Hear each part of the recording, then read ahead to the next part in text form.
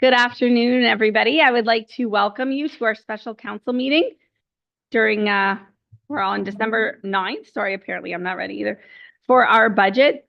And I'd like to call the meeting to order. We do have all council members in attendance today. We acknowledge that this land is the traditional territory of the Three Fires Confederacy of the First Nations, comprised of the Ojibwe, the Ottawa, and the Potawatomi peoples, and of the Huron-Wendat peoples. We value the significant historical and contemporary contributions of local and regional First Nations and of all the original peoples of Turtle Island who have been living and working on the land from time immemorial. Any declarations of conflicts of interest from members of council? Seeing none, if you find yourself in conflict, just let us know. I need a mover and a seconder to adopt the special council meeting agenda for December 9th. Moved by Councillor Mady, supported by Deputy Mayor Shepley. Any questions? Seeing none, all in favor? Opposed? That's carried. We will go on to reports from administration. We have CAO Doug Sweet here with a verbal report on the introduction and overview of our proposed budget. Bonnie, good afternoon, everyone. And I'd like to take this opportunity to welcome council, staff, and residents to the Town of Essex 2025 budget deliberations. As part of this critical process, I'd like to thank our finance team led by Director Kate Jarusevich for their hard work and dedication in preparing the 2025 operating and capital budgets. On November 25th, the finance team provided council with a comprehensive walkthrough of the document and sharing a clear and detailed overview of its contents. This session allowed council members for a 2-week period to review, reflect, and the opportunity to ask administration any additional questions. Today marks an important step in finalizing the 2025 budget. It is now time for council to deliberate, debate priorities, and work collaboratively to shape the budget that will guide our community in the coming year. So without further delay at this time, I'll turn it over to Director Jarusevich to guide us through the next stage of the process.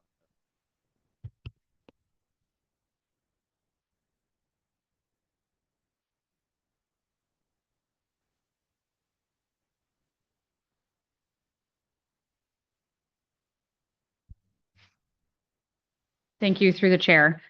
So we have a brief presentation prepared, and then we will pass the floor over to council to begin deliberations. Next slide, please. Next slide.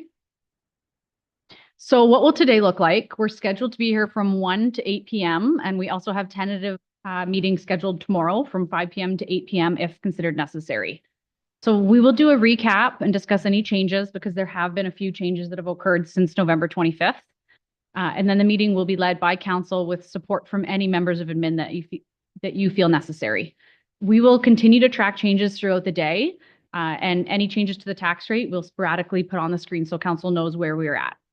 Next slide, please. Just a very quick light agenda, purpose of deliberations, changes that have occurred since walkthrough, council deliberates, and then there are 4 resolutions that have been included in the agenda package that by the end of deliberations, we would seek adoption for all of those resolutions. Next slide.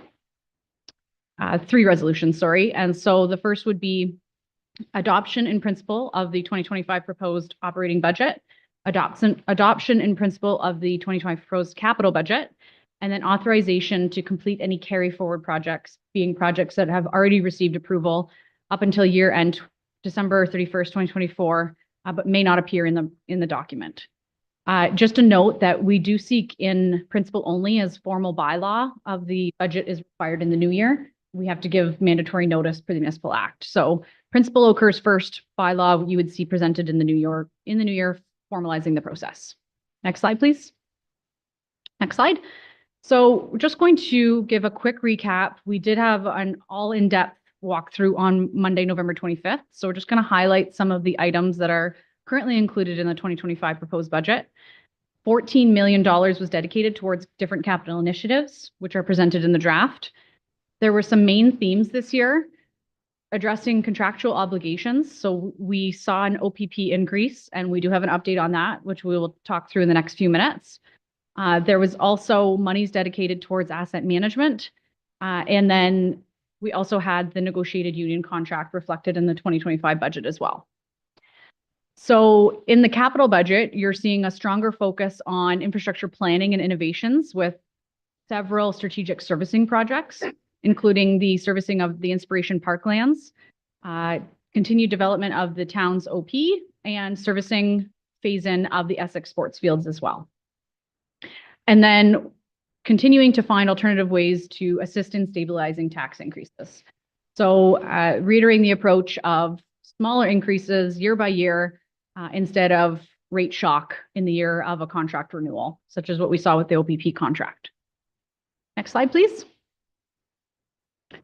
I do just want to go over asset management plan one more time, as it was brought up during walkthrough, and just to kind of re-explain it maybe in a bit more of layman's terms. So it was introduced by legislation in Ontario. So the government realized that there was significant funding gaps across all municipalities, and they introduced Ontario Regulation 588, which mandates us to make sure that we have some sort of asset management program in place. In 2025, the mandate turns financial, and they legislate that we have a financial plan accompanied with our asset management plan. So an example that I used in some of the one-on-one council meetings was, think of it as replacing your car. So you know that in 5 years, your car will be end of life and you're likely need a new car. And so if it costs $50,000, perhaps for the next 5 years, you're going to put away $10,000 each year so that you're ready for that cost when it occurs. So this, of course, has to be outweighed with, do you want to do this, or do you want to continue to replace maintenance on that vehicle? So that's the balancing act of asset management. Next slide. So what we've done is just a conceptual of the reserve forecast. And so what you're seeing here are the blue line dictates if we did not put any future tax monies into our asset management reserve, and we did the forecast as it is displayed, by the end of 2029, we'd be in a $25 million deficit. So obviously can't occur. We just would not have the financial capacity to do that. So the next line dictates what the asset management plan has dictated in an increase. They've said 2.6% of a tax increase every year. And it is also accompanied with cost cuts, because we know that we just can't complete the forecast. And so what the proposed budget is recommending kind of a hybrid approach of both capital cost cuts. We wouldn't be able to do the full forecast as it is in the document. And then some sort of levy, not necessarily 2.6, but 1.5. And so the lighter green line is what is included in the proposed budget today. And you'll see this maintains a positive balance up until 2029. However, also note that 2029, we are anticipating $5 million of debt would have to be taken to support the program. So this just sort of illustrates the high need of asset management. And again, what is asset management? It's making sure we can replace our existing assets. Next slide, please. So it's also important to go over, right now, all municipalities are going through deliberations, seeing a lot of headlines right now about what our neighboring municipalities have increased at. I do want to just state that this is the most relevant information we could find on their published financial information return, which is the equivalent of a tax return for municipalities. And so some of them don't have 2023s complete, so we use 2022s if we had to. What you're seeing is a 1% tax increase is approximately $434,000 in LaSalle, and for the town of Essex would be $187,000.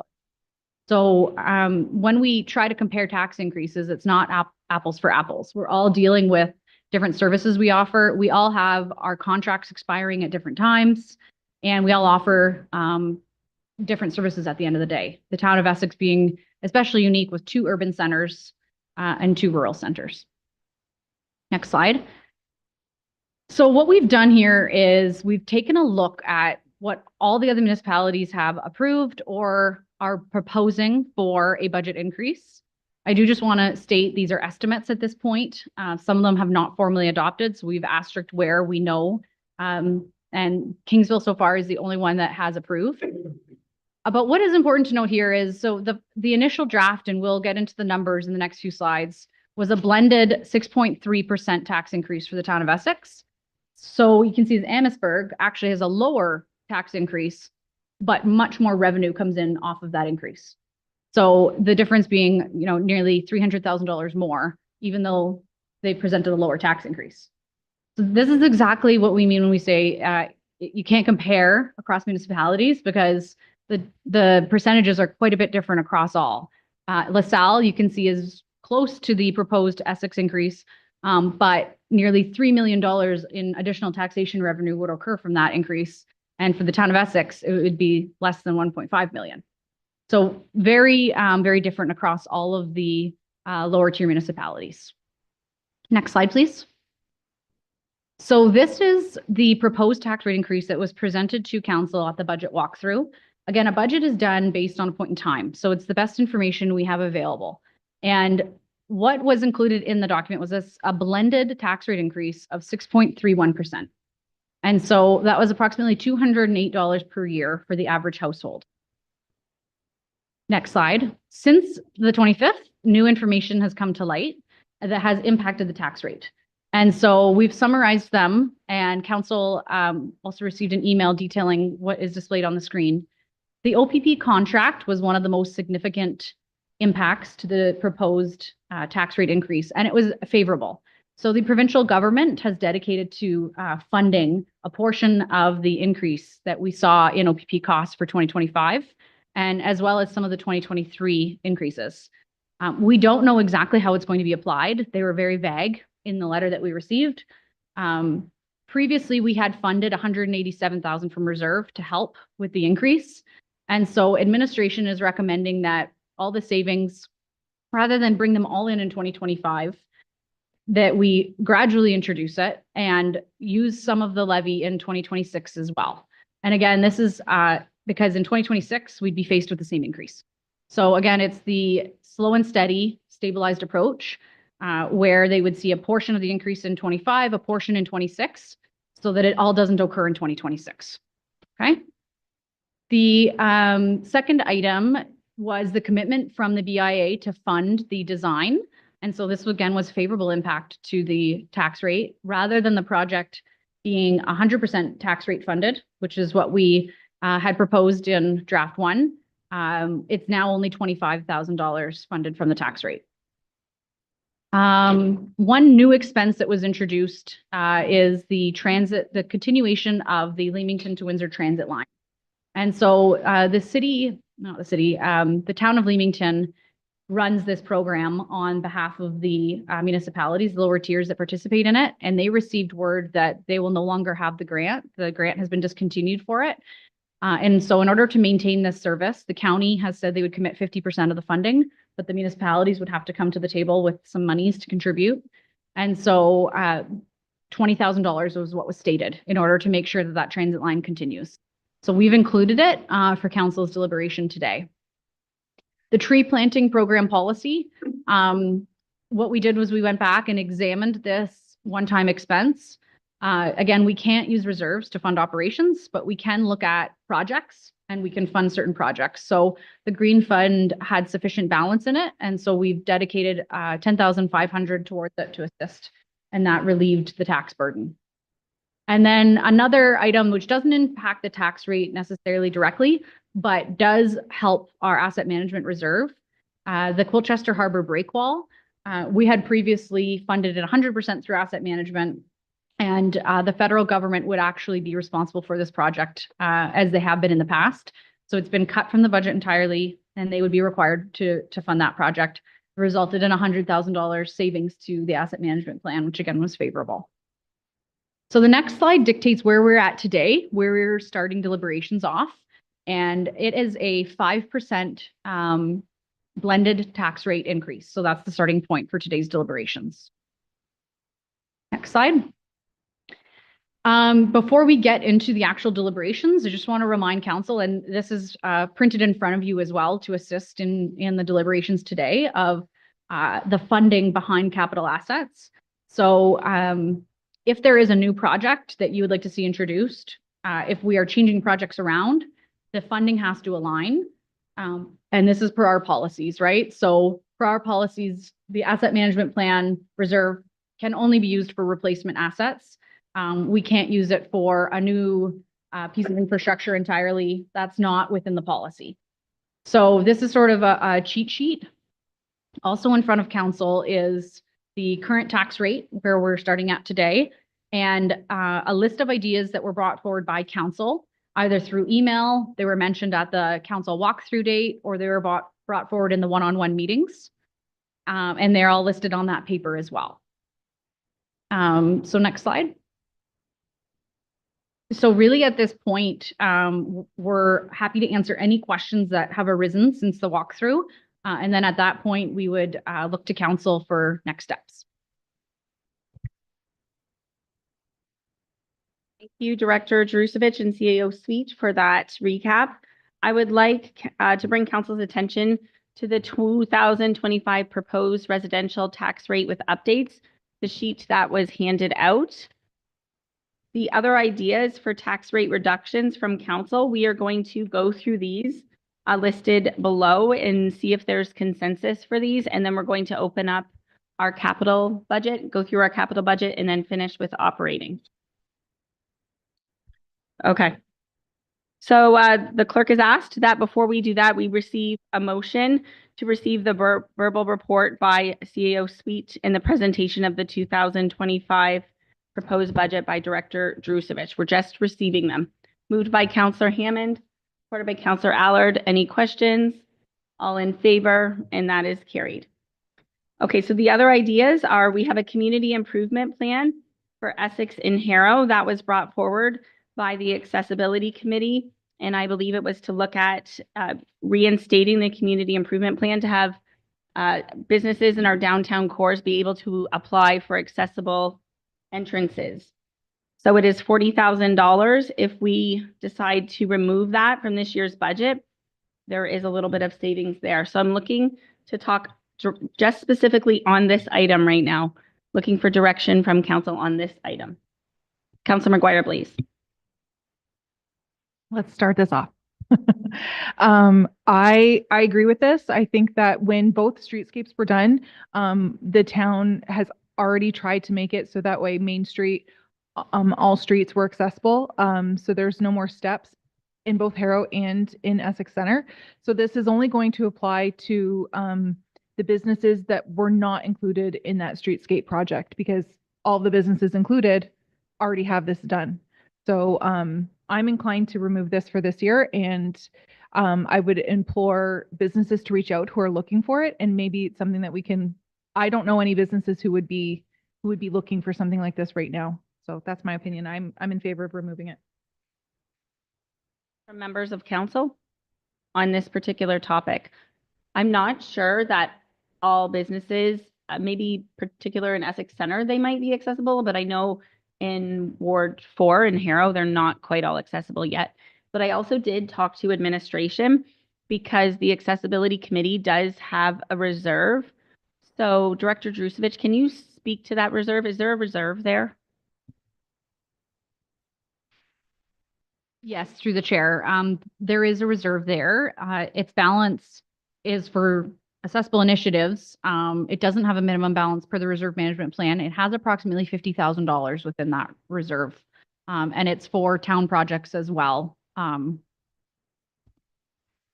We could, in theory, pull it from this year's budget, pull it from the levy and revisit it in the future with a report looking at what that reserve could do and how we want to work with that reserve. So that's an option. And it wouldn't be funded from the levy, and we could still pick it up with a report later if we want to. Looking for comments from the balance of council. Councillor Allard. Has Ward 4 used a lot of this plan at all? Because I know that was offered to Ward 4 when, or Ward 1 when they did their town's rescape. And I'm not sure if it was offered right away to Harrow businesses, but it has been offered to Harrow businesses. I was wondering if there's been any that have taken up on it. When the CIP programs were in place previously, this was an accessibility grant was for both urban centers. So it was the opportunity. This way, you also don't want to drain a reserve. So if it's council's wish, we could come back with a report and maybe a process or limit similar to our reserve management report already in place. If there is a future need in terms of accessibility. Options council looking for either a mover to keep it in or a mover to take it out, and moved by Deputy Mayor Shepley. Which would you like to do? Deputy Mayor Shepley would like to remove the community improvement plan funds from the 2025 budget. And at a later time, we can look at a report and look at the accessibility reserve. Seconded by Councillor McGuire Blaze. Any further comments on this? All in favor? And that is carried. Community partnership reduction. This is something that that is dealt with by the Finance Committee later. Director Jerusevich, can you just give us the number of how much is in that fund, please?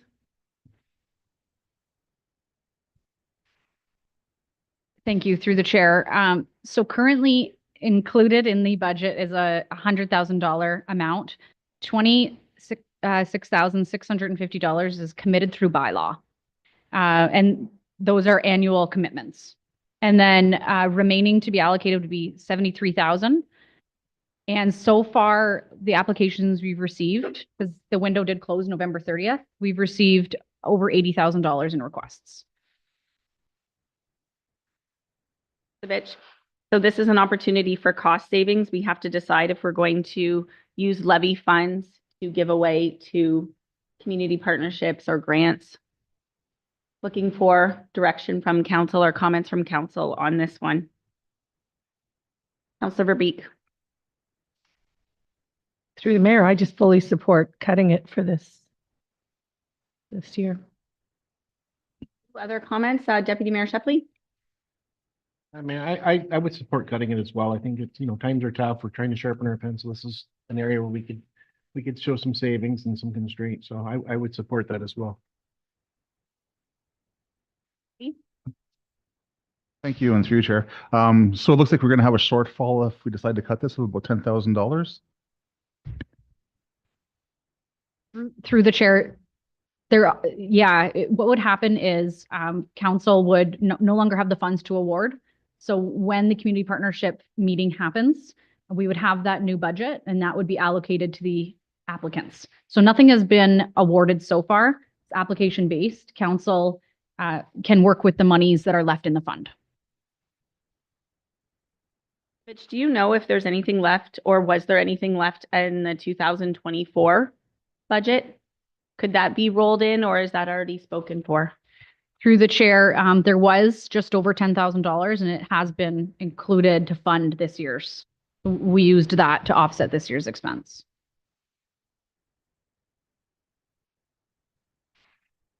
Mayor, just looking for and what's the total in the fund again?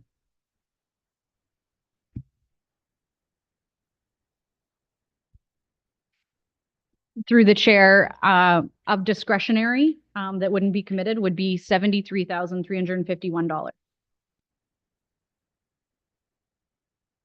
So we had some comments from Councillor Verbeek to reduce it by $40,000. Just looking for a motion from Councillor McGuire Blaze. You have a comment? Through the chair. If we remove this, can you just remind us all what does this money go to? Like, who's applying for this money? Who are we going to be saying no to?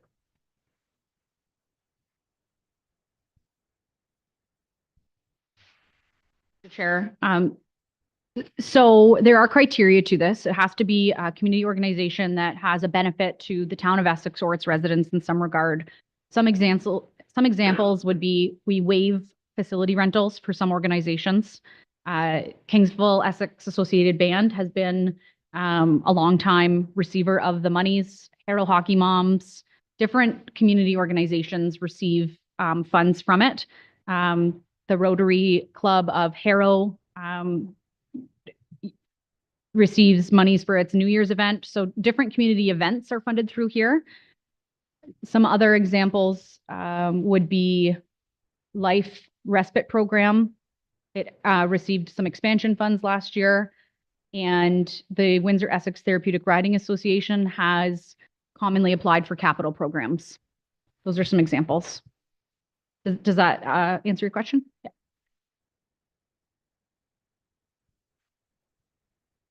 So last year, $10,000 to Access Community Support Services, which is a youth center, Harrow Early Immigrant Research Society, Harrow Electric Eels, which is a swim team, the band. In the past, the Canadian Transportation Museum, the Community Support Center of Essex, Essex and Community Historical Research Society in the past, not last year, the Essex Firemen, Essex Rotary in the past, the Tennis League, the Chamber of Commerce, the Girl Guides, Hockey Moms, Kidney Foundation last year, Hero Kinsman.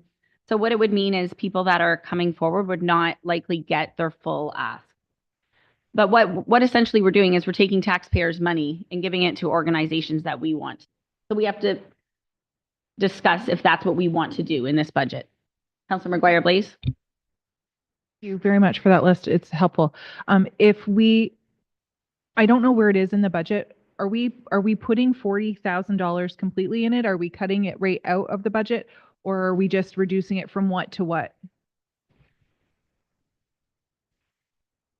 It's currently an expense in the council cost center, and it's a fully levy supported. So it would reduce the tax rate on a going forward basis if the fund was reduced. Through the chair, how much, can you either tell me what page it's on so I can find it, or tell me how much is currently in the current budget? How much are we putting in there? Like, is it 40,000 and we're cutting it completely, or is it 80,000 and we're cutting it in half? Through the chair, so there's $100,000 expense. I'll pull the page number for you right now. And it would be up to council to choose what they'd like to cut. 26,000 is committed. So it would leave 73,351 available for a complete cut from the tax levy. And if you just bear with me one moment, I'll pull the page number for you. Thanks.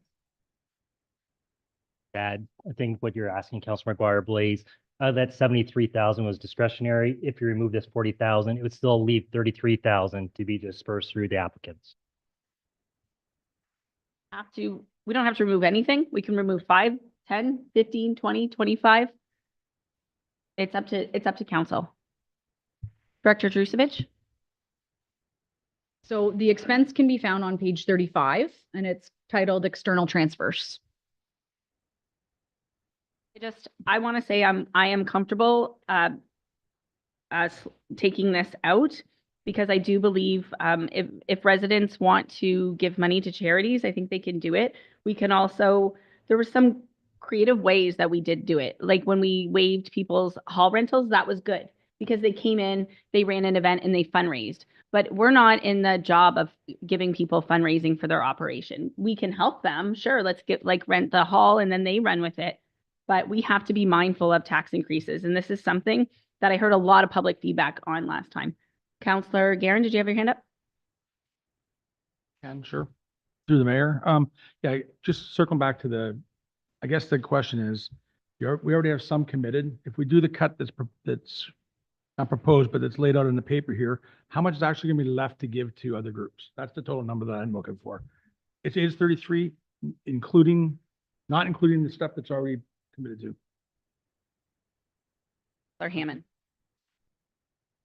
Yeah, just like through you, Mayor, my comments on this are, yeah, I support all of these charities, and I'm grateful that they do what they do.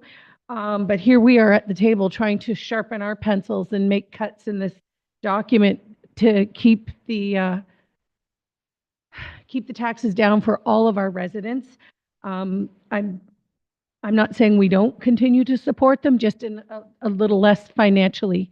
And so I fully support this. I believe I even made the motion. Okay, Councillor Guerin. Through the mayor. So just one comment on that is indirect. Yes, people are applying, groups are applying for money, and it is taxpayer money, but it's also helping those groups offset their costs associated for the people to be able to join the various organizations and participate at different levels.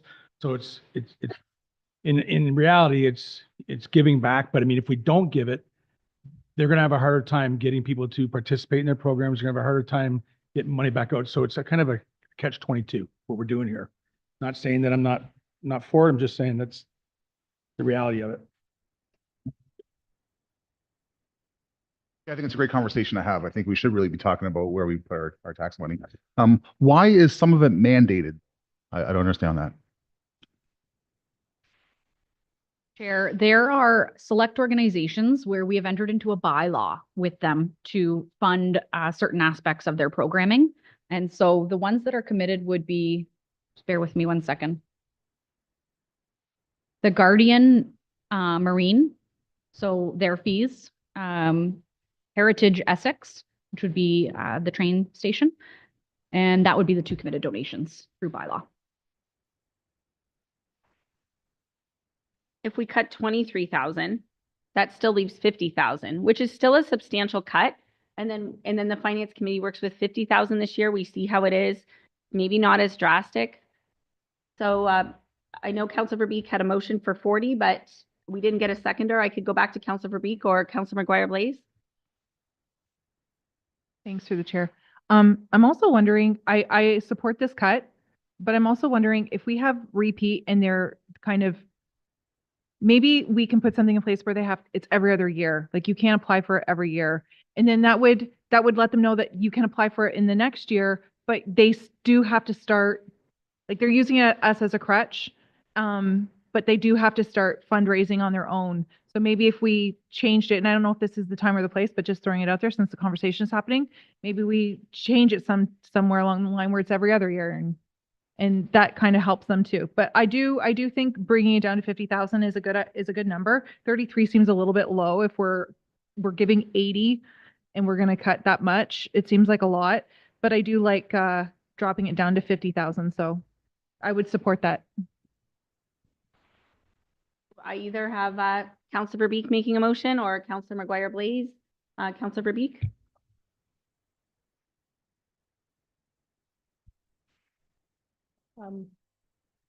I'd like to see us move forward and cut the 40,000. Seconder to cut the 40. Deputy Mayor Shepley.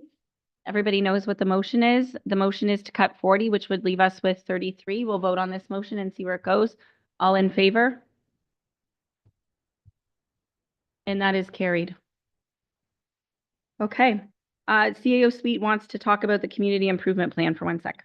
Council, I do apologize. So the first one we talked about was a community improvement plan, and we just talked about accessibility. Director Chadwick did remind me, unfortunately, after we should have brought forward.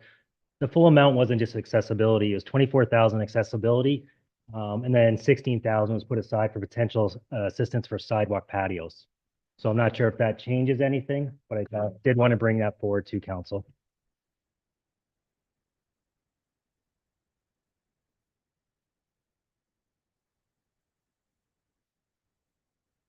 Further explanation on the sidewalk patios, please, Director Chadwick.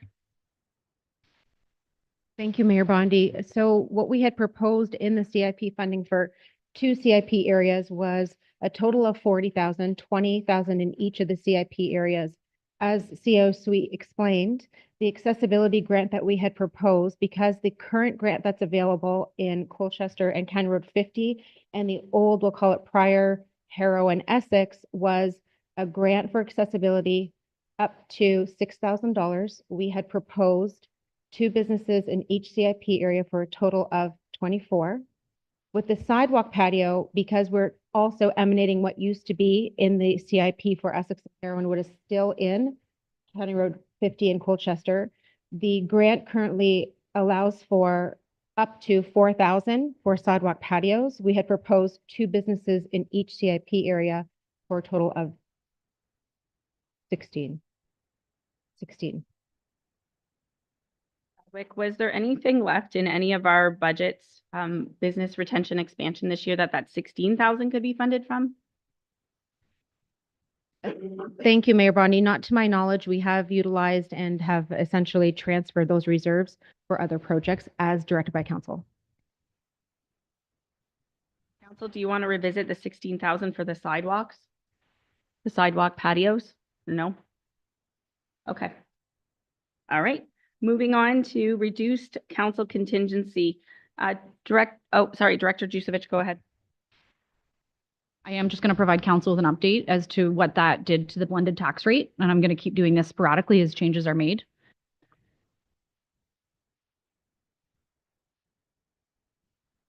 And so what those 2 changes did was resulted in a 4.78% blended levy.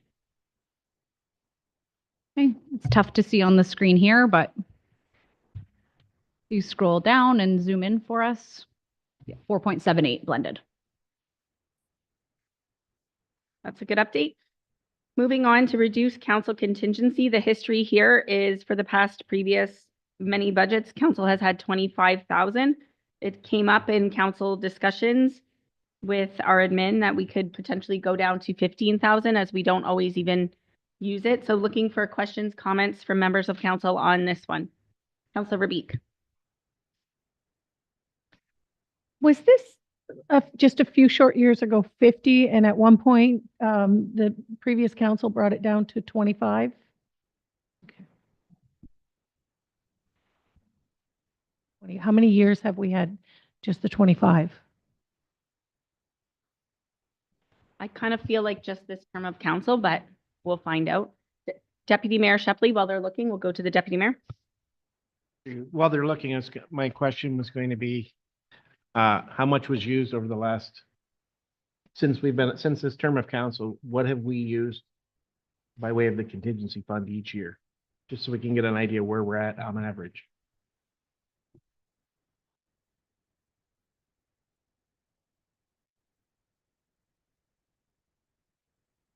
Councilor Garron? Thanks through the mayor. Yeah, I mean, this isn't really much different than the community partnership reduction. It's just instead of going through a committee, we're handpicking as counselors who we want to give money to, and it's still taxpayer money. So I'm okay with going down to a 0. Feedback from council members while they're looking, or you ready? Okay, Director Drusevich. Thank you through the chair. And so the change from 50,000 to 25,000 occurred in the 23 budget for the first time. And in 2021, 35,000 was used from the fund. In 2022, approximately 11,000 was used from the fund. And in 2023, approximately 12,000 was used from the fund.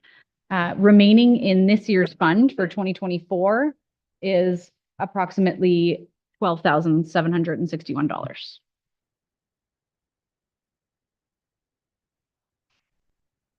Anything doesn't use, though, just gets carried forward the following year. So if you used, we had 50 and used 25, the other 25 goes to the following year, and you're just topping up another 25. So whether it gets used or not is the question.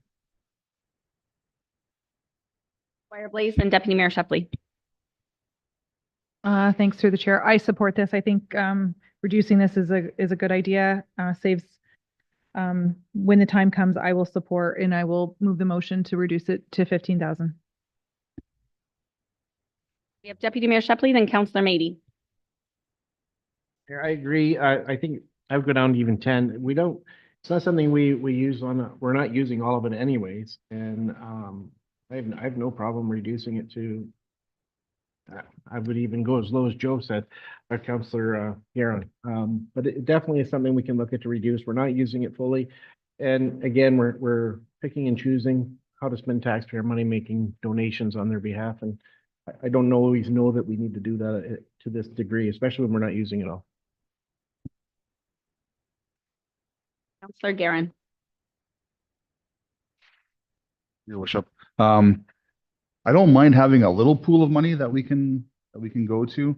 So reducing it, sure. I would like to maybe even tighten up how we use that money too, and make sure that every time we use a dollar from that fund, it actually goes to a vote of council to make sure we all agree on using our contingency money. We might even find more ways of tightening that up then. That was my comment on that. I think you're implying the ward funds. This is our communal basket. Oh, yes. Councilor Garron. We choose not to go to as low as 0 and want to put some there. I recommend an even fund. So, because right now I think it's 1,200. I could give to any one project or a maximum of a couple $1,000. I think Councilor Garron, you're mixing up our ward funds too. This is money that we've had as a line item in our budget that, I think maybe we brought up the McGregor sale. The McGregor sale, it isn't any one councillor funds. This is something that we have to vote on here. Councilor Verbeek? The second, Councilor McGuire Blaze's motion to bring it down to 15,000 from 25. So we do currently have a motion on the table by council to go from 25, which is typically in our budget, down to 15. That is our motion right now. Let's speak to the motion. Deputy Mayor? One question, I meant to ask it and I got lost in the last little bit there. If we don't use it, it goes into this reserve it stays here. It doesn't go into a reserve somewhere else. It stays in this slot right here, correct?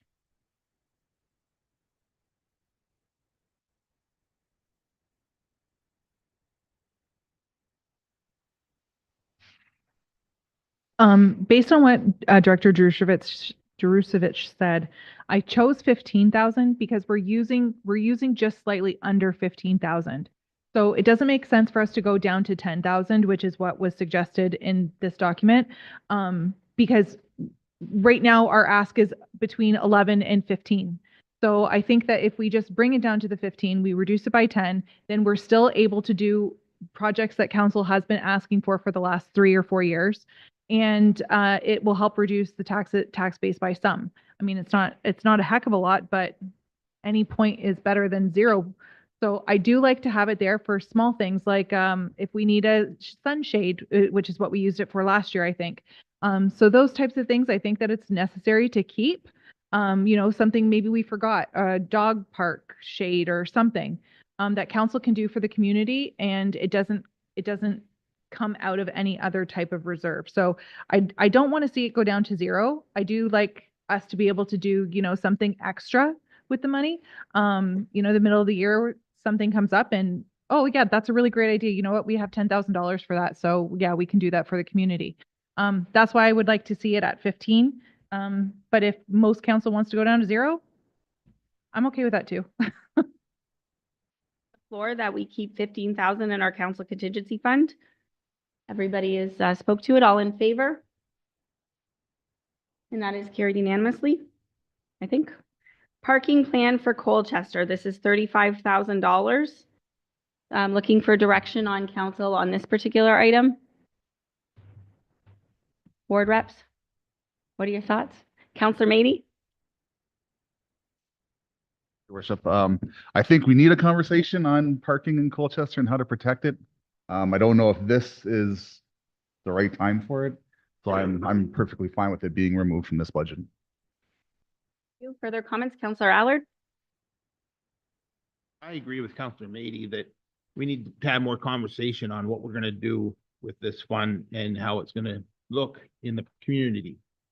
And we need more discussion about it, so I'm okay with removing it as well.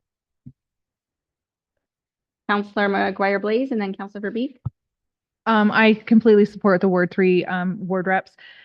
I don't think enough conversation has been had on this. Who's going to bylaw this? How much is it going to cost an extra bylaw? Our bylaw right now can't keep up. So how are we going to then expect them to patrol the parking lot in Colchester? I think that adding it is going to add even more expenses than we had even thought of. So I'm 100% good with removing this. And I think it's a discussion that we have later. Maybe it's a roundtable discussion or something. So I'm 100% in favor of this. Moved by Councillor Mady, supported by Councillor Allard, that we remove that $35,000 for Colchester parking from the 2025 budget. I think I'm in support of removing it as well. I believe that we do have a parking issue in Colchester, but it's not every day. And I think it just means people need to walk a little bit more. Councillor Verbeek? Nope. Okay. All in favor?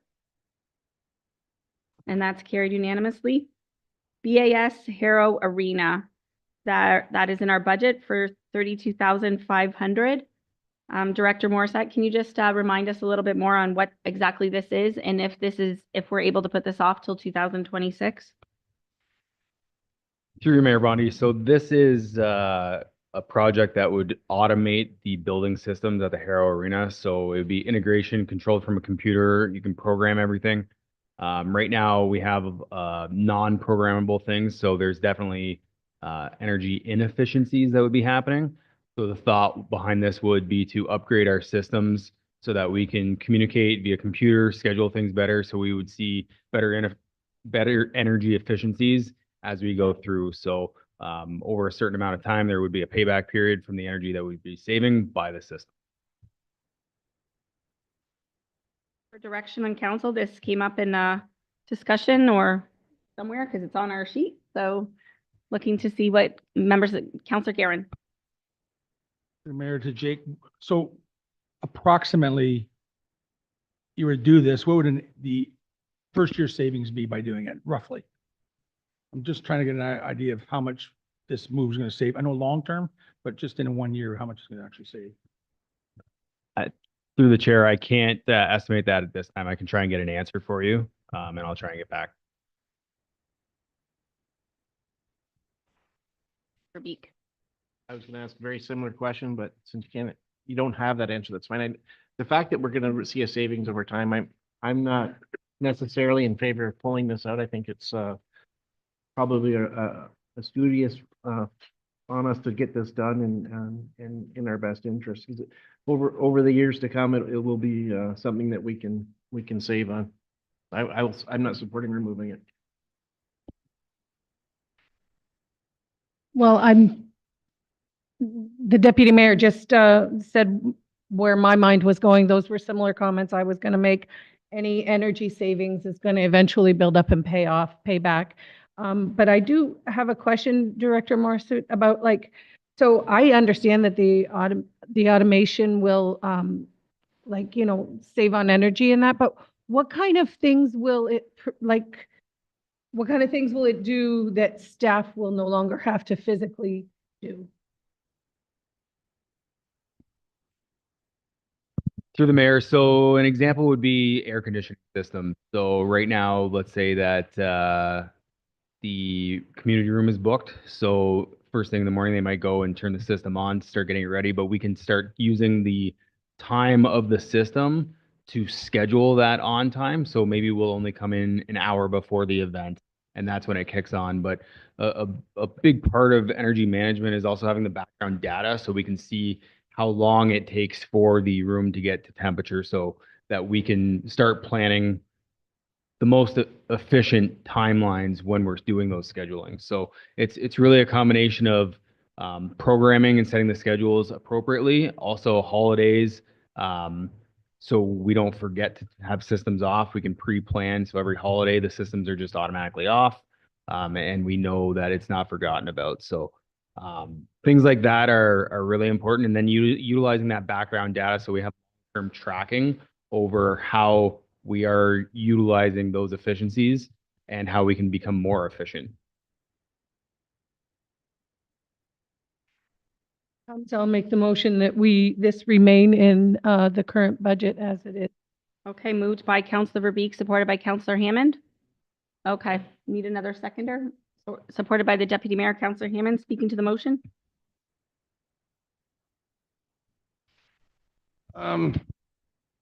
Yeah, if we're not really sure what our return on our dollar is and how long this is gonna be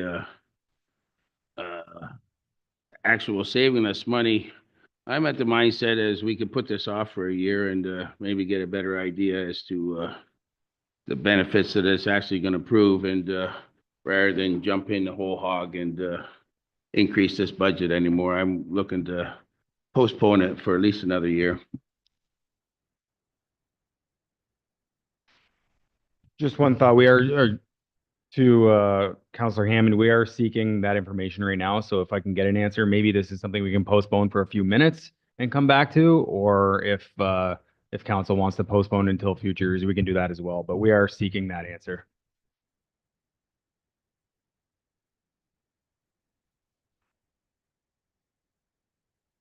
I think it's good information that we should wait for in here. The idea behind this, being able to gather the data on everything, we do have another line budget coming in about air conditioning there. Installing something like this year might give us some really good data about how unusable that room is over the year if we decided to postpone the air conditioning side of it. And then we can make a better, more informed decision next year on something like that. But I'd be much more willing to get the device that gathers the data for us before we make more decisions.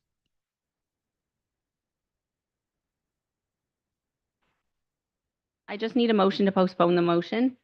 Deputy Mayor Shepley, Councillor McGuire Blaze, all in favor? Okay, we will move on to sidewalk on Sullivan Street from Bagot to Jackson.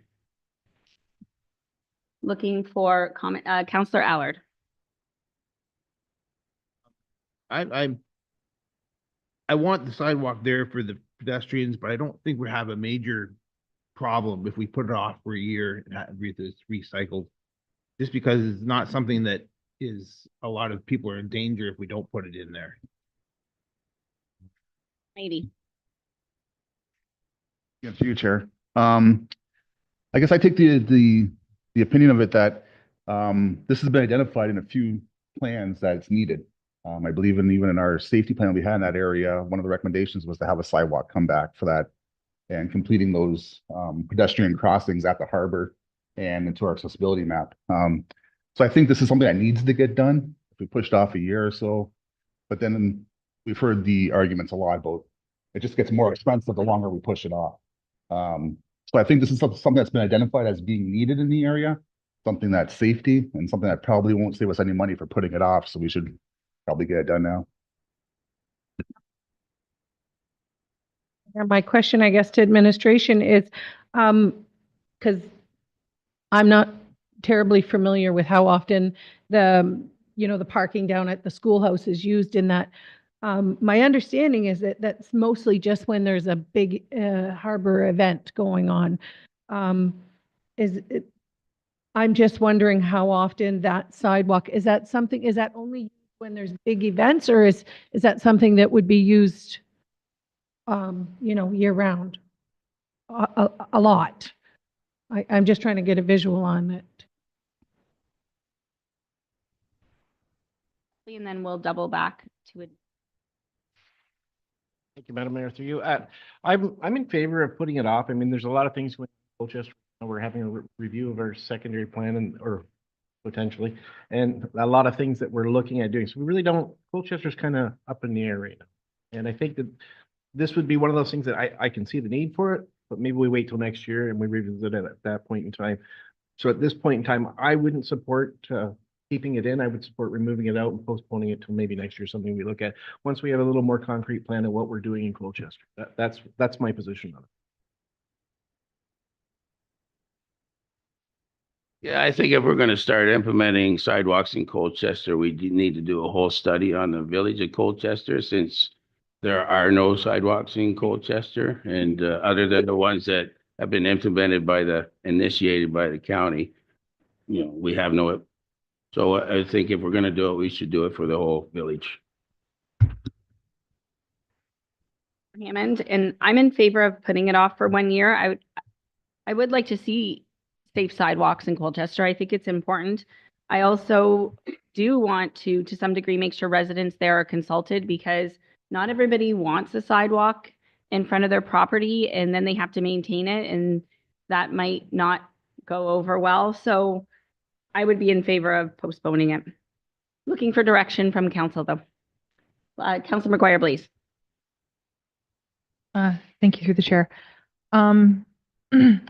I'm not really in favor of postponing a sidewalk, only because we're just pushing it off a year, and next year we're going to have to we should just make it like, if we postpone everything because we don't want a high budget, we're already under 5. So to just postpone it just adds to next year's budget. And this council has to approve next year's budget too. So yes, we're going to look like we're given a really good budget because we're going to postpone. But next year we're going to look at a really big budget number because we're just postponing all of the projects. So I really caution us to not postpone everything and think about, if a sidewalk isn't needed, then it's not needed. But let's not say postpone it, because if the funds are here and we're still under a 5% budget, then why not do it in 2025? And then it's not postponed, and we can do another sidewalk in 2025, somewhere else that maybe is a new capital project. I know nobody wants a tax. I hear everybody. No one wants a tax increase. We want to get it as low as possible. I understand.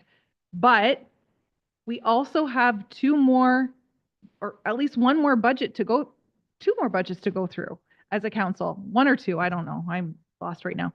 1 or 2 more budgets to go through that we have to approve before a re-election. So let's think about that one. We're going to be doing this in 2025 for 2026. Just think about that number if we're going to keep postponing. So I'm not in favor of postponing the sidewalk if we think that it's going to be done down the road. If we're doing it just to bring the budget down, I'm not in favor of it. If we're saying no to this because Ward 3 reps don't think it's necessary, okay, let's take it out. But if it's necessary down the road, let's just do it. Then Councillor Meady. Well, after that to passionate plea, I'm still going to make the same motion that I was going to make, but that we remove it. And it's not necessarily for tax savings. It's just for clarity on what's going on in Colchester. Once we get our this secondary review done and get some things in place and have a better understanding, we have a very vocal group in Colchester, especially in the village. Let's wait and hear from them. It's a year down the road. It's a sidewalk. It's not going to increase our budget. If we move it, even if we do it next year, we're not saying we are doing it next. We're bumping it down the road till such time as we hear back from them. We get our secondary plan, we get our T's crossed and I's dotted, and we know exactly what we're doing in the village of Colchester before we spend this money. I'm gonna motion that we remove it from the budget.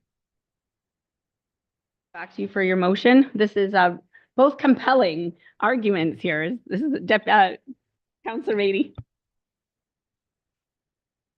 Yeah, I hope every item that we talk about is going to be have the same attention because they all should. But maybe Director Gerard, you could. I know when we did the was it the speed study and the safety study in the harbor area that our consultants then identified the Sullivan Street as a sidewalk. Through the chair, it was actually through the parking study that was completed as part of the OP project. That identified the need for the sidewalk to connect residents from the Colchester Schoolhouse to the marina and beach and park area.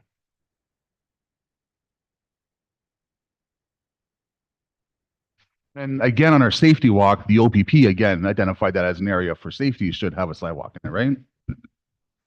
Through the chair, yeah, that's correct. It was identified by OPP and the group that walked the streets that sidewalks are the most appropriate way to move pedestrians. However, we do know that not every street has sidewalks, so it really is council's, wish how you want to proceed with this. But yes, it was identified in the parking study. It was identified as a safe. Yeah, so as far as having a study done in the Colchester area, we have had a study done in the Colchester area and identified that the need for a sidewalk there. As far as safety, we did have a safety walk done. It identified a need there. So it does come down to the question is, if we're going to do it, if we're going to listen to our study and listen to our consultants, then we should do it. Postponing it a year, I don't think would save us anything. I think sometimes you just have to do it. Councillor Verbeek. So, initially I thought for sure, like, let's cut this until we do the OP, till that's complete.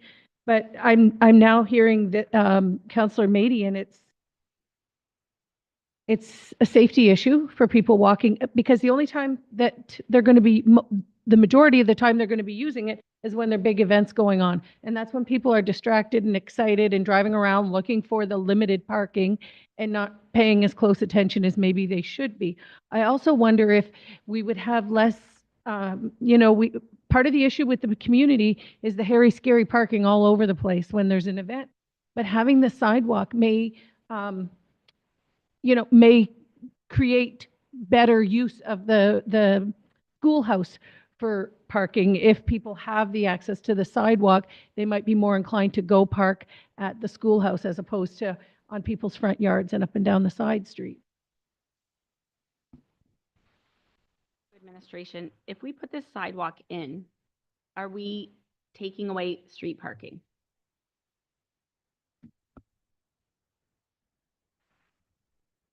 No, I don't believe so. There'll be no changes to parking in that area. Actually, I believe some of that area is already signed no parking. So I don't think there'll be any changes. Looking at one driveway in particular that has a couple vehicles in it, so they won't be able to have maybe the second vehicle. Councillor Guerin? Thank you, Mayor. Yeah, so we do these studies and we get the feedback that comes back, and they identify a need. It wouldn't be the first time a need's come forward that we can't afford.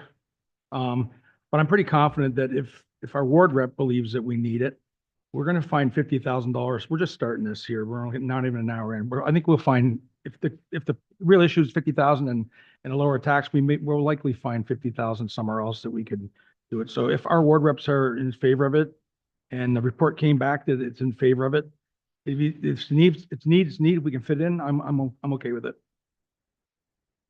Looking for a motion from council. I'm not sure if you want to put that motion forward, Deputy Mayor, or if we want to have somebody that is in favor put a motion forward. Councillor Mady. If I put the motion forward that we keep it. Councillor Verbeek. All in favor? Opposed? That is carried. We will double back to the BAS for the Harrow Arena. Director Morissette. Mayor Bonnie, so we've done a little bit of research in the past few minutes, and we did find that industry standards is about 15 to 20% savings on energy per year. So we do have estimated energy budget between hydro and gas at the arena of about 105,000. So we would expect to see $5 or $15 or so $1,000 savings. For the updated information, can you make it a little cooler in here? No. If we get the BAS system there, we'll take care of it. Okay. Looking for direction from council here. Councillor Verbeek or Councillor Guerin? Oh, we have a motion. Okay. So what are we doing now? What was our motion? Director Malandrucolo, can you refresh our memory on the motion, please?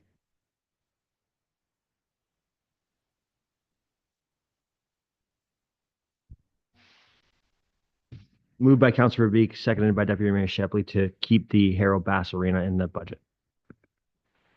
Okay, any further comments by members of council? It's in favor of keeping it in, keeping it in the budget. The BAS system. There's a motion on the table to keep it in, and the cost is $32,500. All in favor? Opposed? That's carried. Excuse me. Director Drusevich.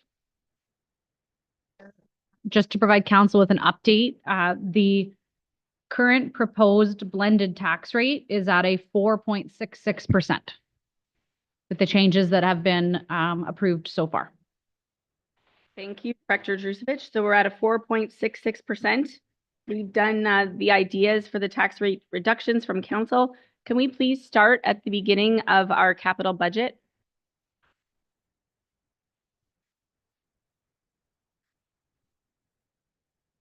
So council will go through our capital budget and then we'll end at our operating.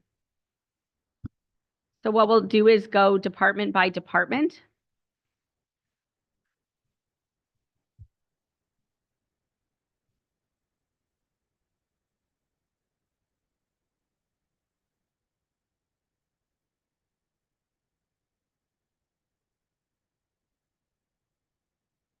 So one of the things that are in this budget is also, we have the asset management levy, which we had that explanation on. General government is our first department. Yeah, go ahead. So Office of the CAO, page 62 of the draft budget, has 2 projects specified for it. The first one is the privacy impact assessment, and it is only contingent on a grant. So the only way that this project would move forward is if we found a grant to cover 100% of it. And then the second is the document archiving and records management project.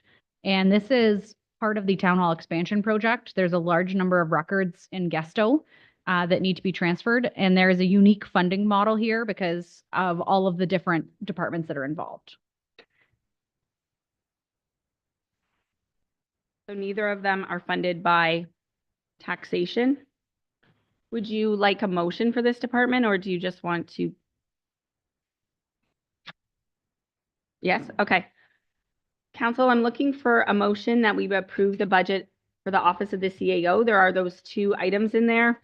One is dependent on a grant and the other one has the town hall expansion. We do need to get those documents out of Gesto. Looking for a motion to approve the Office of the CAO budget. Councillor Verbeek, Councillor McGuire Blaze, Any further questions to administration? Counselor Meady. Your worship. Yeah, I don't want our awesome conversations to stop. But I do just want to make a comment here that as we go forward here, through most of our surplus, our reserves, they were showing, most of them showed a deficit, right? So we're not funding them to their full advantage. So every time we approve something that's coming out of a reserve, we are making that more of a deficit going forward for future budgets. So I hope we don't stop discussing everything that we want to discuss just because it's coming out of a reserve or not, because we could be potentially protecting future reserves by moving something around or delaying it by a year or something. So.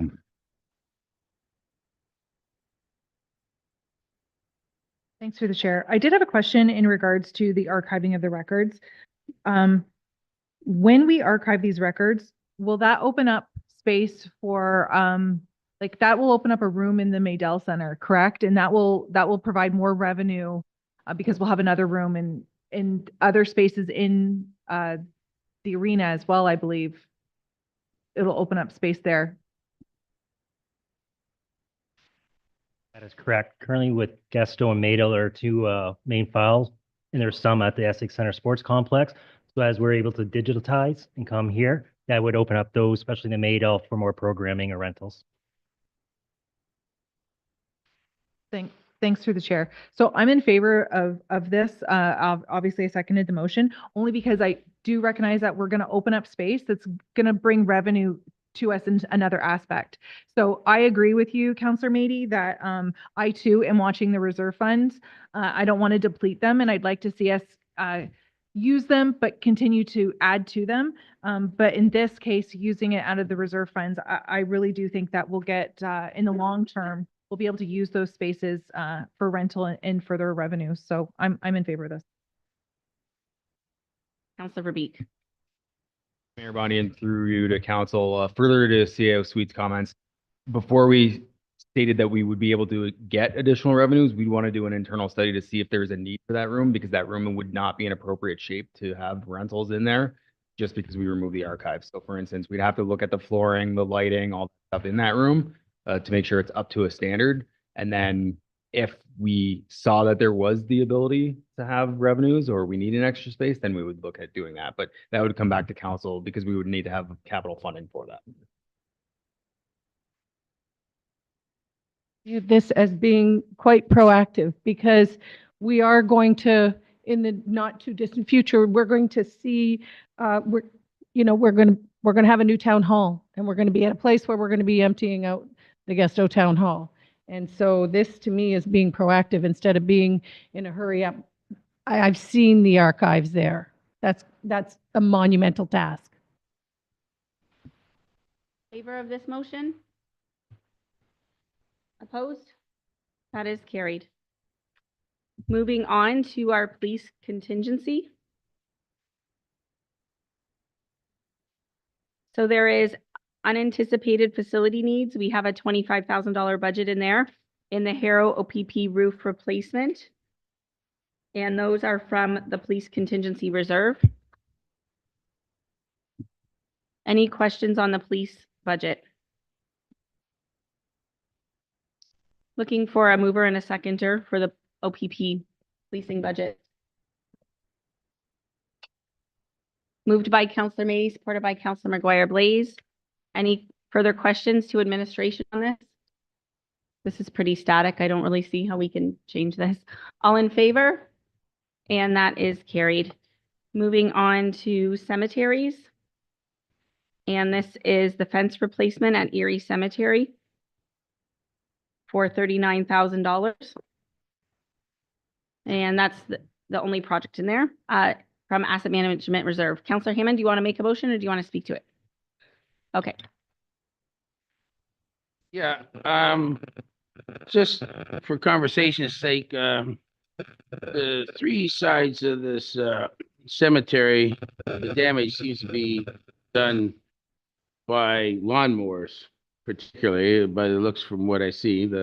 Most of the damage is done at the bottom of these fences. It's just chain link fence, mind you, but I'd like to get a little more in depth as to what we're putting up there in replacement. Otherwise, it's just going to be damaged in a similar manner unless some steps are taken. Is there any feedback on that?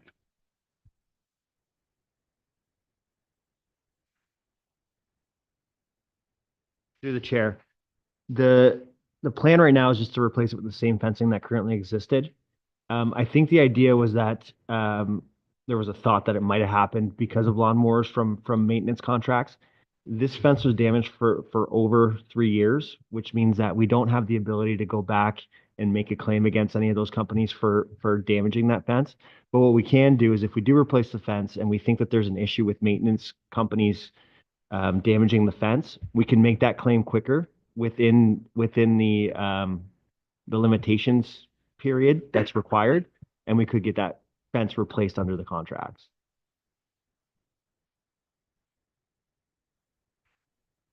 On the flip side of that, I'd be more inclined to see an upgrade on that fence as opposed to a similar chain link. The one on Erie Road is I would like to compare to they are definitely worlds apart as far as appeal. I would like to see our Main Street of Colchester have the same appeal.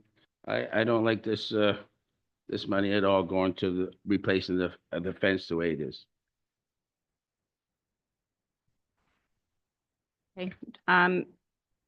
So right now it's budgeted as a chain link, and if we were to upgrade it, it would be a different budget price.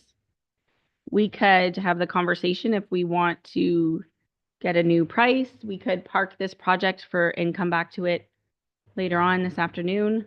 Looking for comments from council members. I have Deputy Mayor Shepley, then Councillor Meady. Question. I'm wondering when the last time this fence was replaced. If this is something that's happening every 3 years, then I agree. We maybe need to look at it, but to not fix it because it happened once every so many years would be like not making your bed because you're going to get in it at night. I want to know that I want to make sure we're doing the right thing. If it's something that is getting damaged frequently, then yes, I think you're on the right track. But do we know when the last time these fences were touched?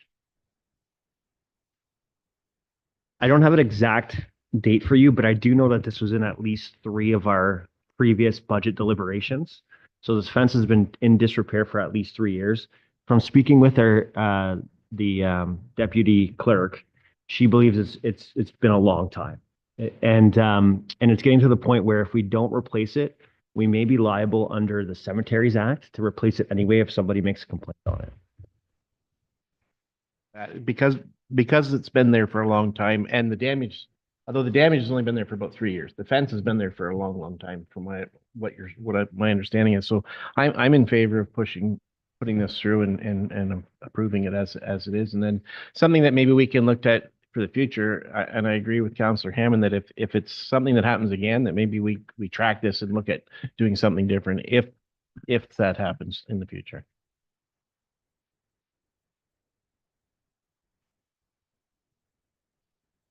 Information for the council.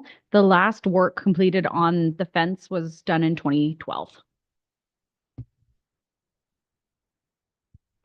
Councillor Meady? Thank you, and through your worship. Yeah, I share Councillor Hamden's belief that being a main road and being on the corner of 2 actually main roads, to have a more better image would definitely be worthwhile. I'm wondering if we can pass this in principle, but ask for a report to come back on a new fence option. At least that way the money will be in the budget for this project. If the alternatives are far too costly. But it doesn't make sense to throw the good money after the bad if we're going to look at replacing it sooner rather than later anyways. Hearing is there is appetite to keep this money in to earmark it for the fence, get a report on styles of fence. It could be that it may even have to come back in the next year's budget if it's an upgrade. But you want to keep this money here? Okay, can you put that into a motion, Councillor?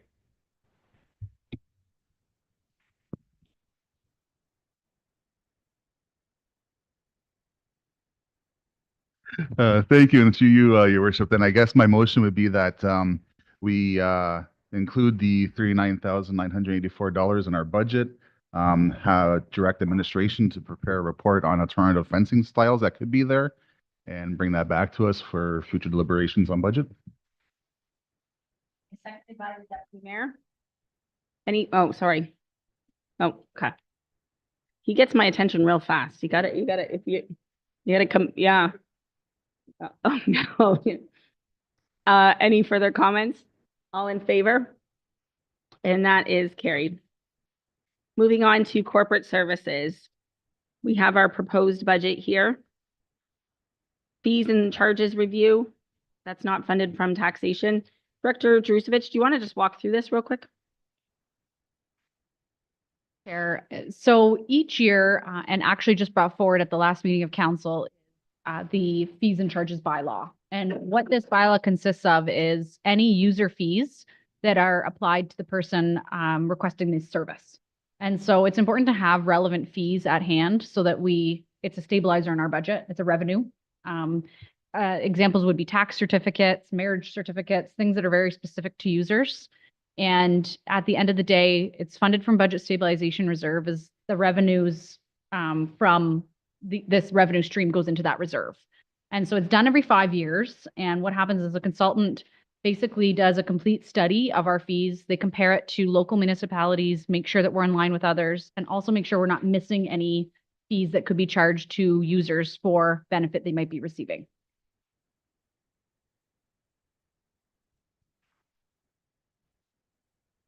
Thanks through the chair. I've written it throughout my thing and I forgot to ask you in our one-on-one meeting. So we are constantly getting a third party to do these reviews, and it seems like we're doing them every 5 years. Is that mandated or is that just our standard? Chair, depending on the fee, some are mandated and some aren't. So development charges, for example, we are mandated to do that background study. Now, it used to be every 5 years. Now it's a minimum of every 10 years. So that one is mandated. Our general fees and charges, no, we're not mandated. It's just our common practice that we do it every 5 years. And a lot of it is tied to contract increases as well, because it's based on what it might perform a staff to perform that duty. Also questioning, why is it not done by our staff or by a consultant? No, I understand that it's probably more than our staff can handle doing all these. Thank you for that though. But I do understand why we would have a third party. I just was wondering if we have to have a third party, like if there's a higher uppers or saying, you know, your internal can't do these reviews, they have to be done by a third party. That's not the case. And we don't have to do them every 5 years. We could extend it. So instead of spending $70,000 or $90,000 in 10 years, we could spend $45,000 in 10 years. And we could just put a bylaw in place that says, you know, we're gonna increase fees every other year or every year by a percentage inflation. I mean, that's what we should be doing anyways, and we would always be in line because that's what these studies are probably realistically going to come back at. Have you increased to coincide with inflation rates? I would like to see us do something like that, do less studies and just add in a bylaw that says, let's just increase the rates every year by 1.5% or however it may be. So I'm inclined to saying no to this, and let's put it off for another 4 years.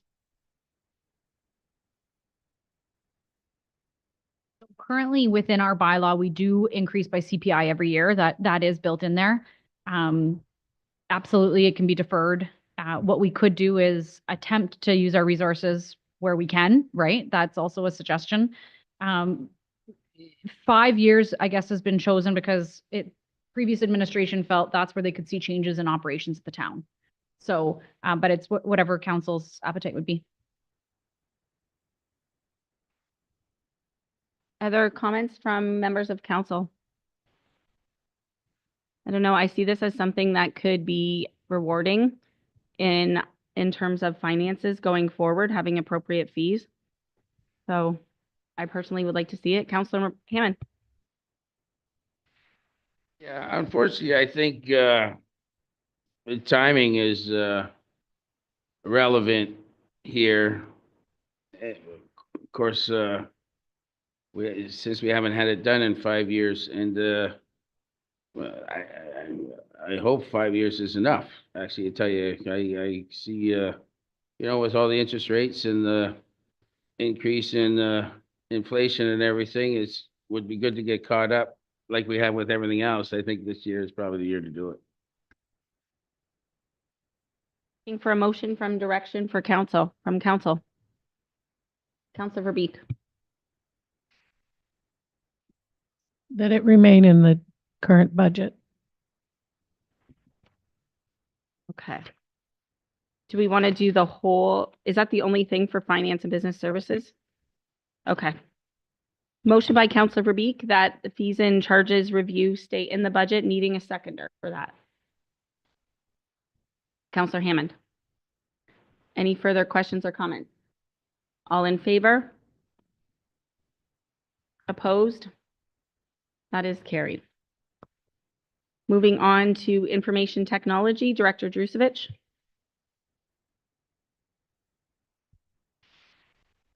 The project included in information technology, one is a business continuity plan. And this plan would actually service the entire corporation.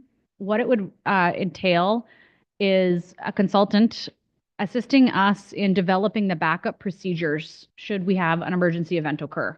So, for example, a cyber attack, what happens if there is a power outage?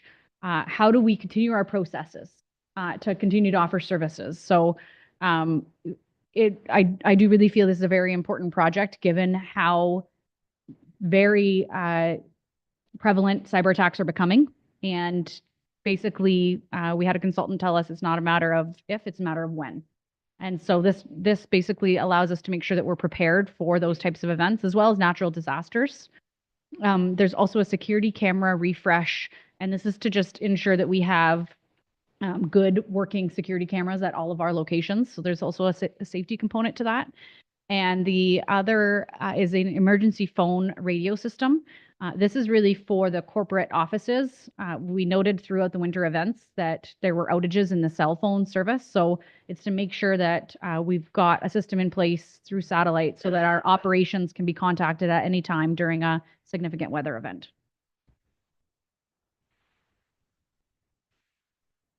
I would support leaving this in exactly as it is. I don't want to reduce it. I think this area gets overlooked a lot, and the seriousness of it is not taken into account.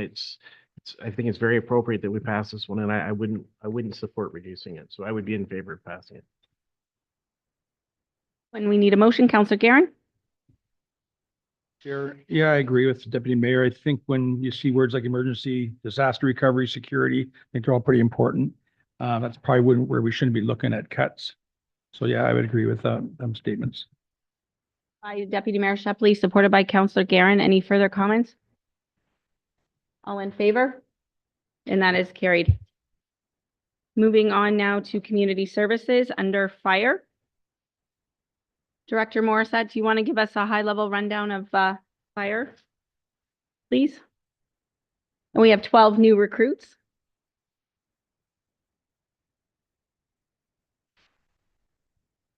Yes, through you, Mayor Bonnie. So through the fire department, we have mostly equipment replacement that was funded through the management program.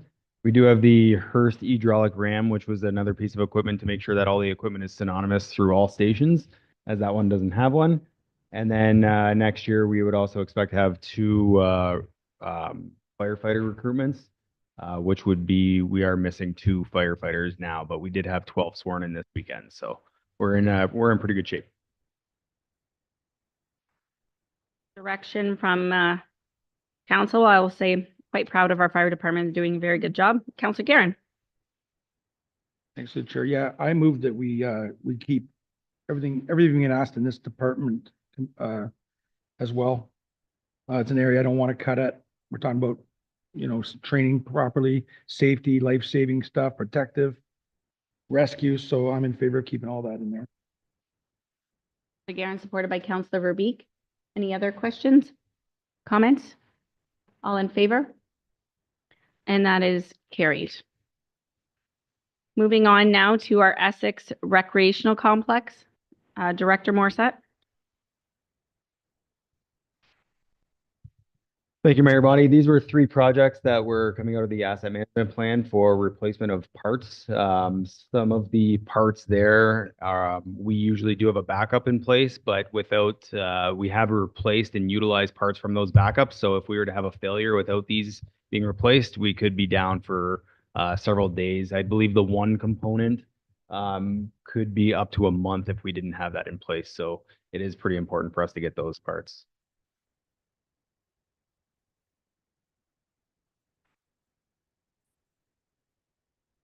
On the pool, Councilor McGuire, please. Through the chair, I would like to move this and approve it. Supported by Councilor Maybe. Any other questions or comments? All in favor? And that is carried. Moving on to our arts, culture, tourism.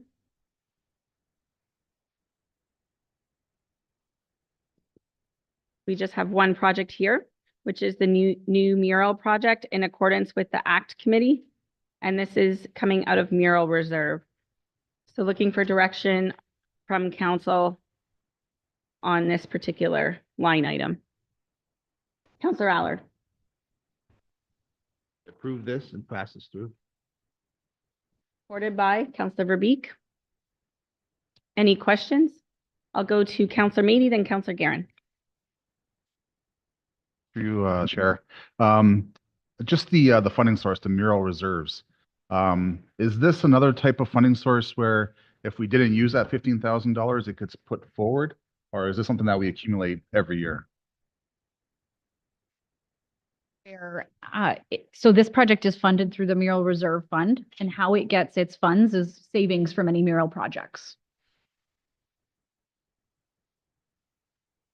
Councilor Guerin? Just curiosity, so this is one new mural project. Do you know, where's it going? And did we do a project last year? I'm just wondering. Member of administration or committee member? Director? Through you, Mayor Bonnie. So we did a project last year. I believe it was a restoration of a couple murals that had to be redone. And I don't know specifically what is coming forward for next year. It is an ACT committee initiative, so I know that they've been working on that. And I don't even know at this point if they've 100% solidified what they're doing. But I do know that they have, I believe, a 4-year plan of what they're looking to do. So that would be the cost that would be associated with that 4-year plan. This one is for the mural on the hardware store. Old hardware store. There was a mural there that didn't have a new one put. That's the only thing I can think of as to why it's here. Because we haven't had a meeting in months. We have a meeting Wednesday, I believe. All right. So we can watch our committee meeting minutes. I have the deputy mayor, then Councilor McGuire, please. Because I'm not, this is one I'm not too sure on. Where do they get the money from initially? Is this part of the ACT committee's yearly money they get, and then they're just going to pull 15,000 out of it? Just so I have an understanding of where they get their money from, and then how we got to this point. That's all.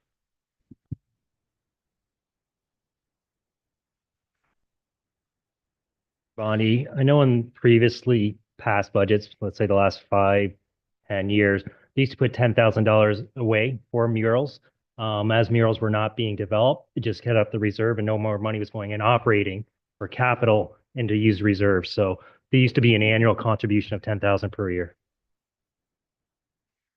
But do we know what that reserve is at this point in time?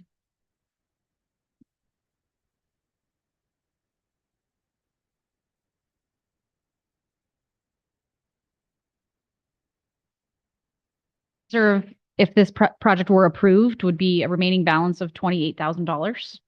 And CO Suite is exactly accurate that previously there'd be 10,000 unless there was no need. Okay, everyone? Everybody knows we have a motion to keep it in. All in favor? And that is carried. Moving on to recreational programs, we have a power washer from our asset management reserve.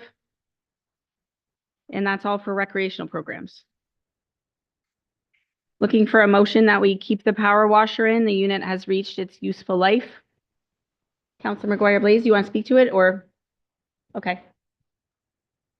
I will move this motion, but I do have a question before I do that. When you say it's reached its end of useful life, is it kaput, it doesn't work?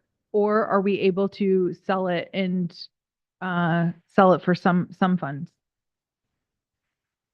Your Mayor Bonnie, this one, we would not expect any sort of revenues to come from it. There would be parts that are worn out and we might be able to use it for parts for a future one, depending on the make and model, but we wouldn't expect to be able to get any revenues from it. It is a pretty old unit.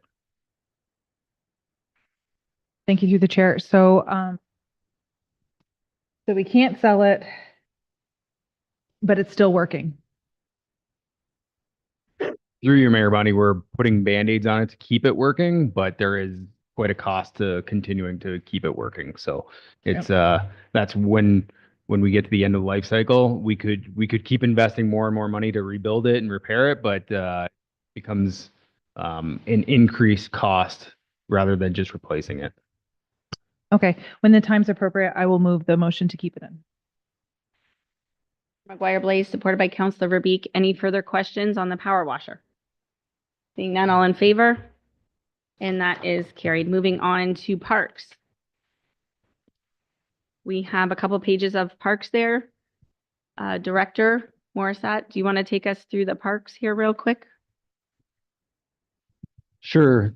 Through you, Mayor Bonnie. As you can see on this page specifically, most of the pages is new. So we've got the electrical transformer to Heritage Gardens. So that is just for the transformer installation, not the future power that would be needed, which we would tie in with the future amphitheater or potential future years, depending on if we proceed with the amphitheater. As well, you can see a few projects that are involving the Essex sports fields, which fingers crossed, hoping we get the grant for the Essex sports fields. We don't have to worry about these, but this would allow us, if we get denied the grant, then we can continue doing some phase-in approaches on this project. Again, the amphitheater, we're looking at future design, so we're shovel ready for when we are able to do that project. We've eliminated the Colchester parking plan.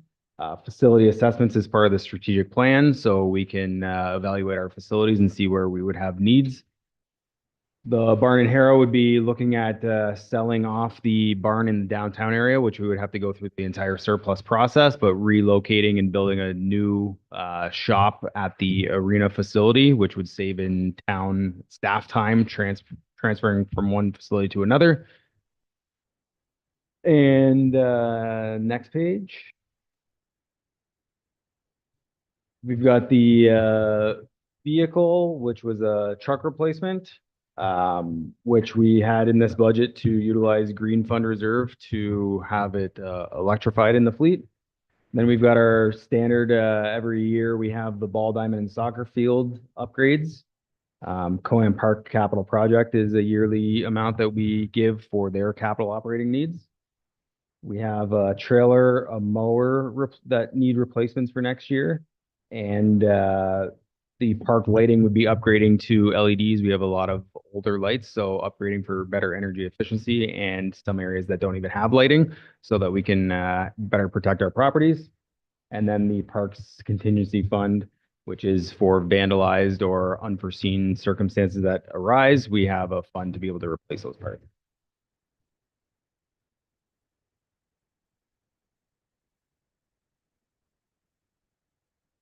So council, you have the items in parks in front of you, just looking to see if there's anyone you wish to pull out and discuss and deliberate. Councilor McGuire Blaze. I would like to discuss the facilities assessments and the $50,000 that we're pulling out of reserve. And is it necessary this year? Is this something, again, if it was just done 5 years ago, how much has changed? We haven't added any new arenas or any extra facilities. So is this something that we can postpone and do every 10 years instead of every 5? Through you, Mayor Bondi, this was something that was aligning with our strategic plan that council had created. So we put this in here because council wanted us to evaluate our facilities so we could potentially consolidate facilities, see where we should be allocating money in our asset management plan, and just generally evaluating our overall facility needs. So it's something that we do some of the facilities. For example, the arenas, we do those on a biannual basis. So we do get reports and we know that we're keeping up on those things. Is it an absolute need on our end? No. It would be great data to have so we know where we're putting our money, but it was also aligning with council's strategic plan. So it would be council's decision if they want to proceed. Marcy, so further to that, so if we're not, this is not going to evaluate our arenas, what facilities are they going to evaluate? So we would have a number of infrastructure facilities. So this isn't just parks and facilities. So we'd be looking at Kinsman Fieldhouse, Lions Building,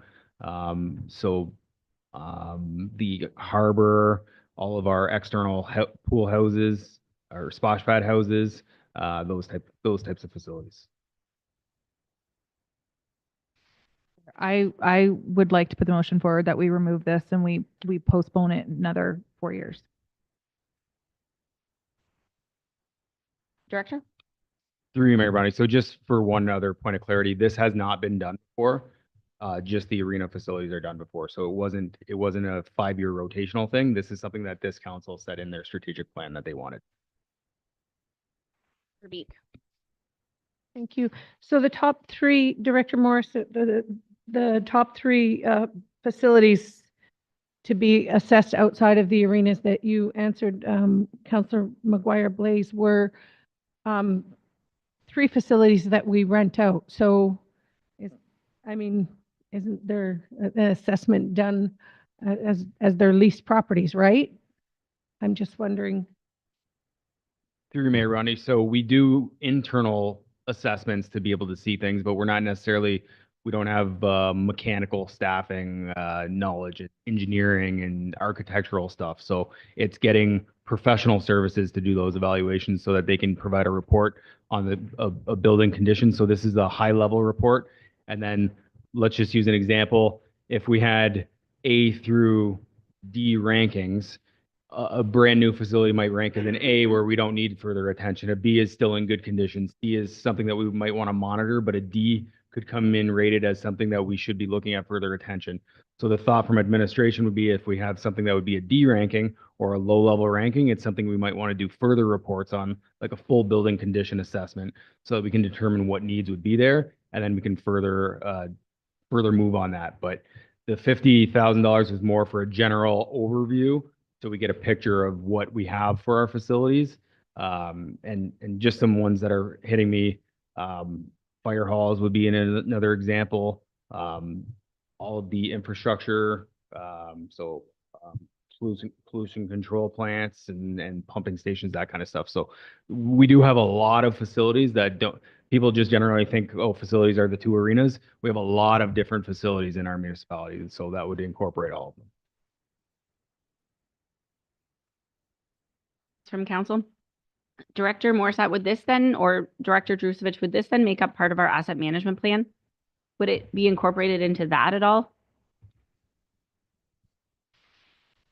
The information received in it would most definitely be forwarded to the creators of the asset management plan, and they would use those condition assessments to get better accuracy of our data.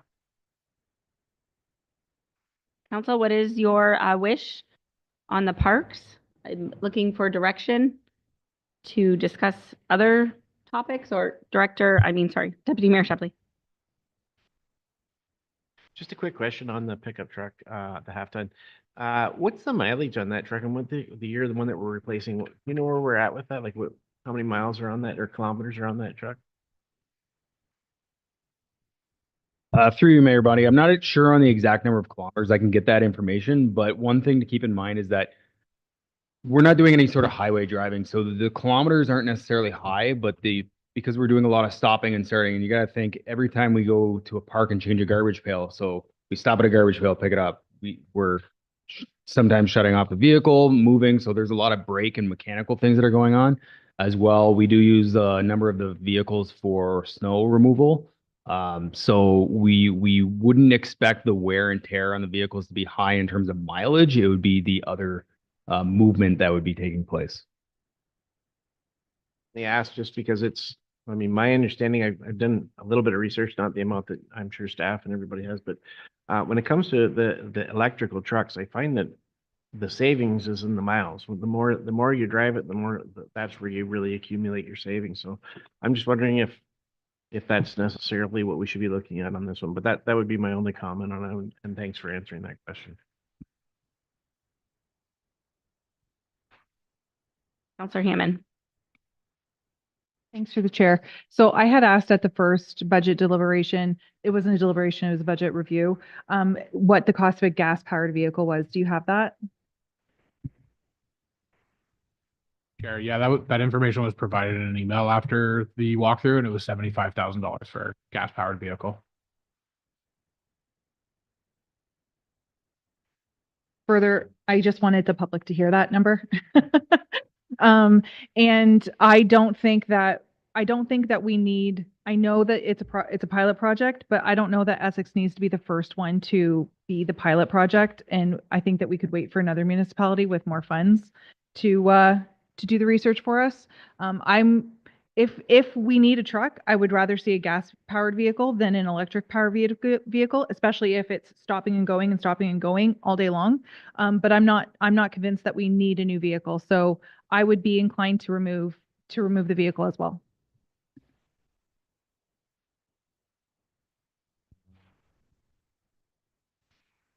Chair, I'm more inclined to remove all the equipment on this list and push it back. Like a power washer is one thing, it works or it doesn't. But a lot of this equipment, I think we could probably get by another year.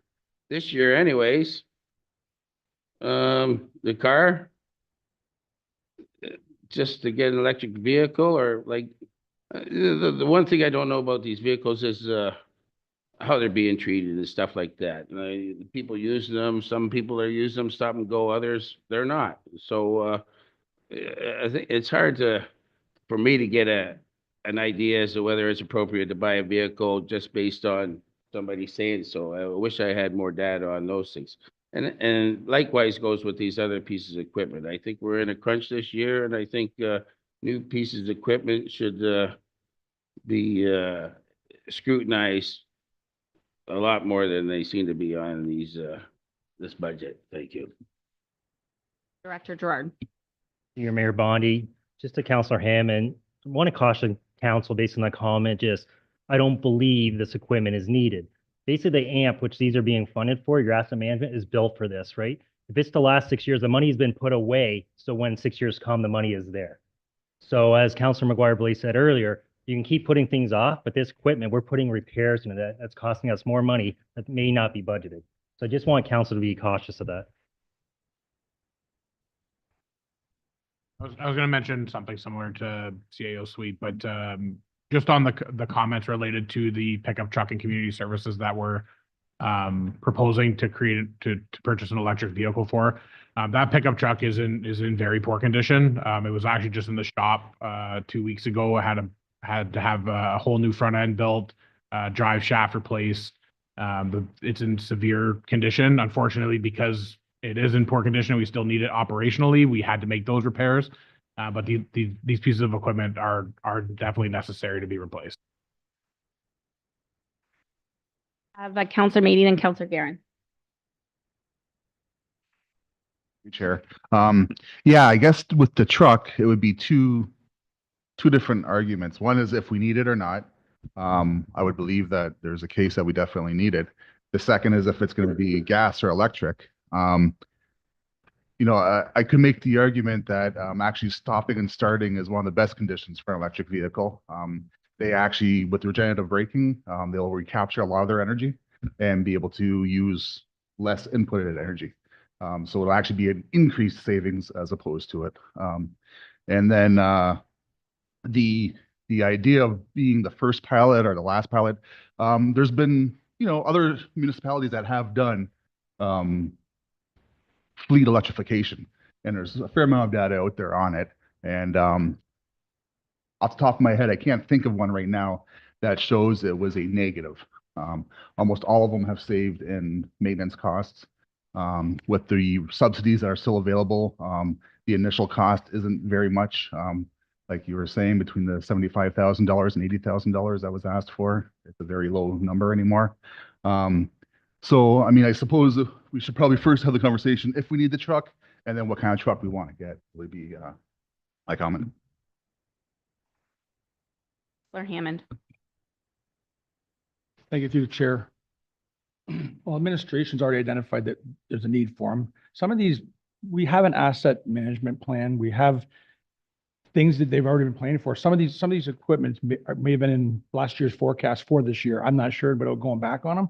But the people that are using the equipment and on everyday basis should know with this, if they need it. And all the departments already went through their due diligence and have gotten to this point now where if they could have left it off, they probably would have left it off. They know how challenging this is for us to do with where we were when we started. So I'm gas, EV, I don't really have the knowledge to speak to that, but I will take administration's recommendations when it comes to some of this equipment that it was planned for, probably even previously to this year.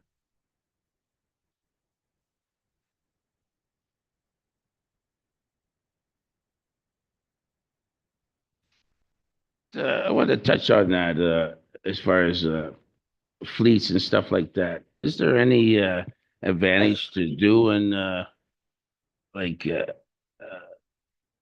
buying multiple vehicles as opposed to one at a time? Like if you were to do a fleet of 5 or something, is there any advantage into making purchases like that? Chair, we have tried to couple our tenders and buy multiple vehicles at once. We have not noted any significant cost savings as a result of doing so. The one question I would pose to council is, do we need the truck? And I agree with the statements that Councillor Guerin has said, is that I believe our administration has sharpened pencil and they do need this truck. You know, this is not a fancy budget. This is one of the more bare bones budgets I've seen. So we could always approve the budget as is and get more additional information on what type of truck we want to order in January. That's an option as well. Keep the money there for the truck and then further debate the type of truck based on more information. Just throwing that out there for council. The other debated thing was the feasibility or the facility study. Those are the two that really came up here. So looking for direction. Deputy Mayor. I have one other question, just because of the park contingency fund, the replacement of the vandalized playground equipment. If that fund doesn't get used, it remains there and we're able to go back to it at any time. So it's not lost or going to be used up just because it's there. Through Mayor Rodney. So over the past couple of years, we've dipped into it a little bit and it's been used on an annual basis. We top it up to keep it at the 50, but I think, I don't want to say specific numbers, but I think maybe $10,000 to $20,000 has been used the past couple of years. So yeah, it just rolls forward and we top it up. Items you wish to discuss in the parks budget. Councillor Hammond. Yeah, through you, Mayor. The providing electrical services to the Music Sports Park. Just wondering if that should not be in conjunction when we're making other moves over there, or is this just specifically to provide hydro now? I'm curious as to why it has to be done this year and as opposed to when we start developing out there. Your Mayor Bonnie. So if we were to get users out there to be using the facility, so we had a delegation in September that mentioned that they have a large need for power for soccer operations. So this would be able to get single phase power so that we have some power to be able to do some activities until such time we were to be able to build the washroom, canteen, and that larger structure on there. So at that time, we would do an undertaking of the power sizing and if it would require 3-phase, depending on what the sizing is, what type of amenities we're going to be providing in there. So we would have additional things to look at going forward, but that was the pricing we received from Hydro One for single phase power to the site, so that we can be able to accommodate our user groups when we do start running the facility. Members of the council on the parks budget. Councilor Verbeek. Madam Mayor, through you, I am going to propose that we support and keep in the parks budget as presented, being mindful that it's clear there was, when this department began, just like the others, they've sharpened their pencils, and it's pretty clear to me. And yes, I'd like to see us not deplenish our asset management reserve, but that's exactly what it's for, these kind of departments. And I'm going to cross my fingers and say a prayer that the repairs on that truck keep it moving in the fleet until the new one comes. Councilor Mady. Comments to the motion, Councilor Mady. Yeah, to go along with the servicing costs, like the electrical, the design for the washrooms and the amphitheater. Right at the end of our last meetings here, we okayed the sale of some of our parkland. I would really like to see, because that's a really slippery slope for me. I don't think we should be selling off parkland of any kind, but the fact that we did, I would really like to see that money go into our budgets for the parks. Instead of just saying coming from the asset management reserve, I'd really like to see that money being earmarked from future monies that we might get. Maybe not this time around, but in the future, I would really like to see that instead of asset management. Director. Chair, for any of the Essex Sports Park projects, it was funded through development charges as well as land acquisition reserve, with the intent to use the sale of those lands towards these projects. The motion on the table, it has been moved and it has been seconded. If there's no more comments, I'm going to call the question. Oh, Councilor Hammond. I believe we have a building in here for $210,000 that we already have a building for, unless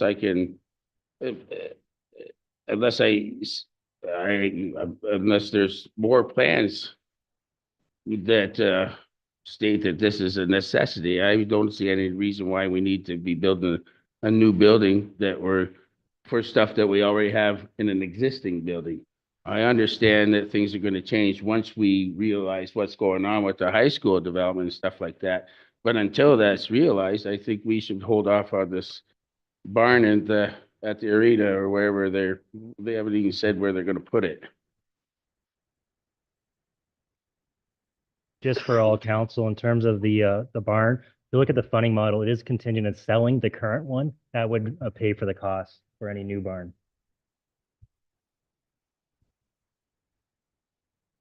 This is personally a smart move. It's consolidating our resources down where they should be. We're also, we would get tax revenue and more private enterprise in our downtown core.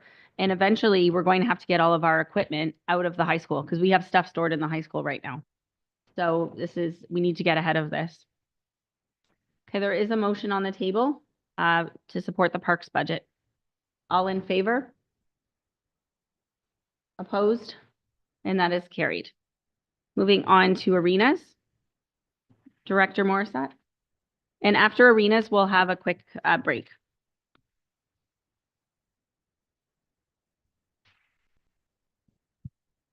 Thank you, Mayor Bondi. So the first one we did talk about already in the previous section. The second one is the Harrow Arena second floor AC. So that is a little update on the description for that because it was a little unclear last time. So that would be contingent on a grant that that we have already applied for. We're waiting feedback for.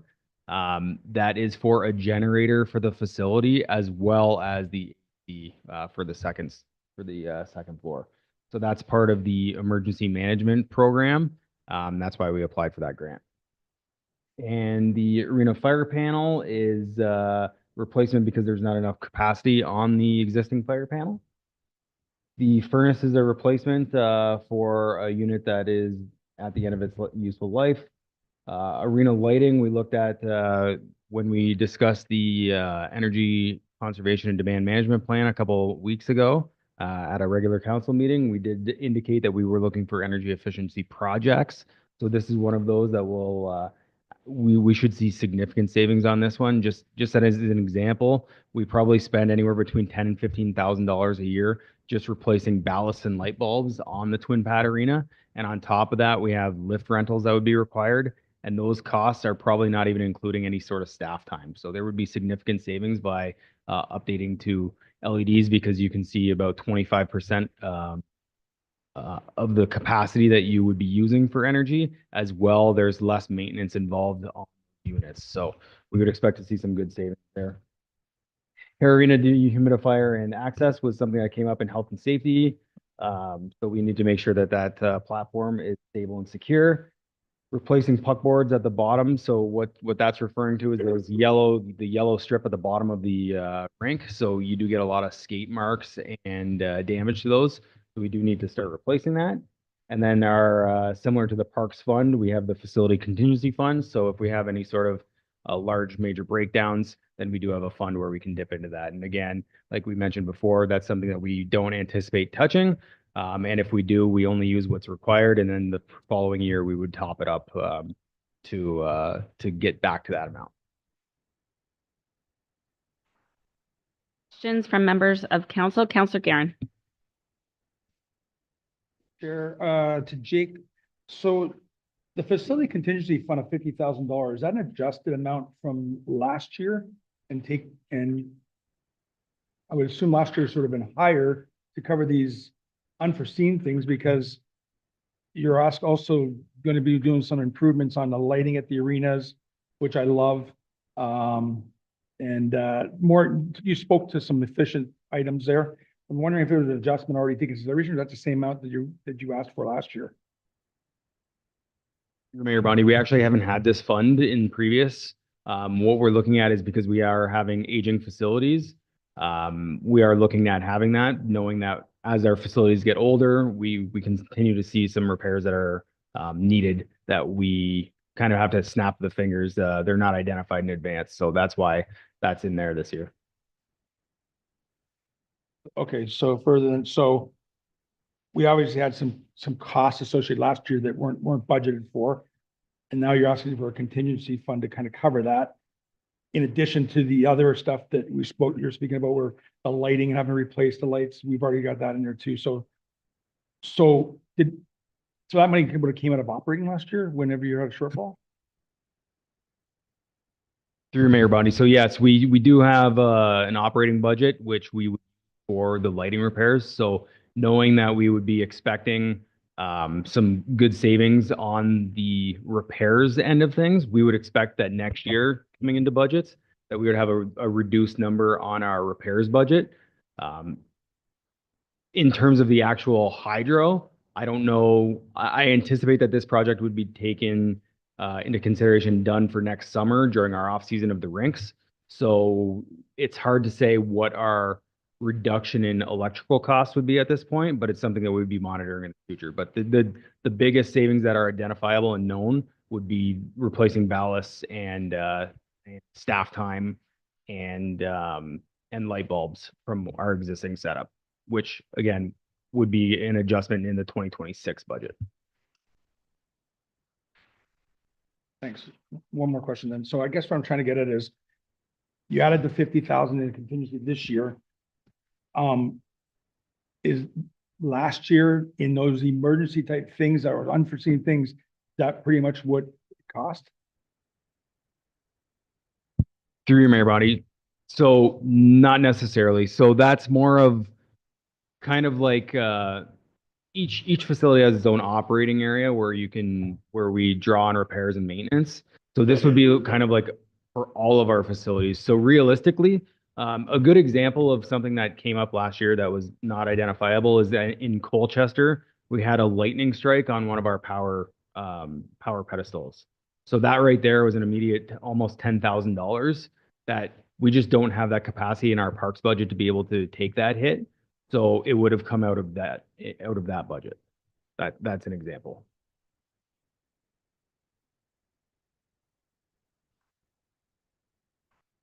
Any other comments, council? Looking for, oh, Counselor Hammond? Bring up about the AC on the second floor at the community room. As well as.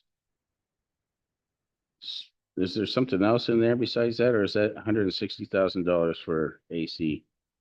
For the community room that. And I'm assuming this is a room that. Previously was occupied by the school. That we're currently not renting out, or. But it has capacity to be rented out. I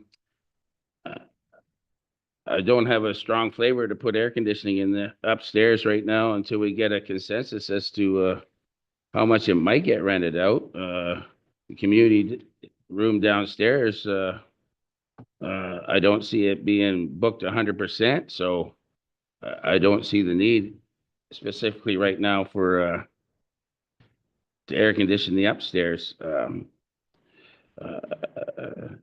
Yeah, it just for return on a dollar, I just don't see the. I don't have the taste for proving that.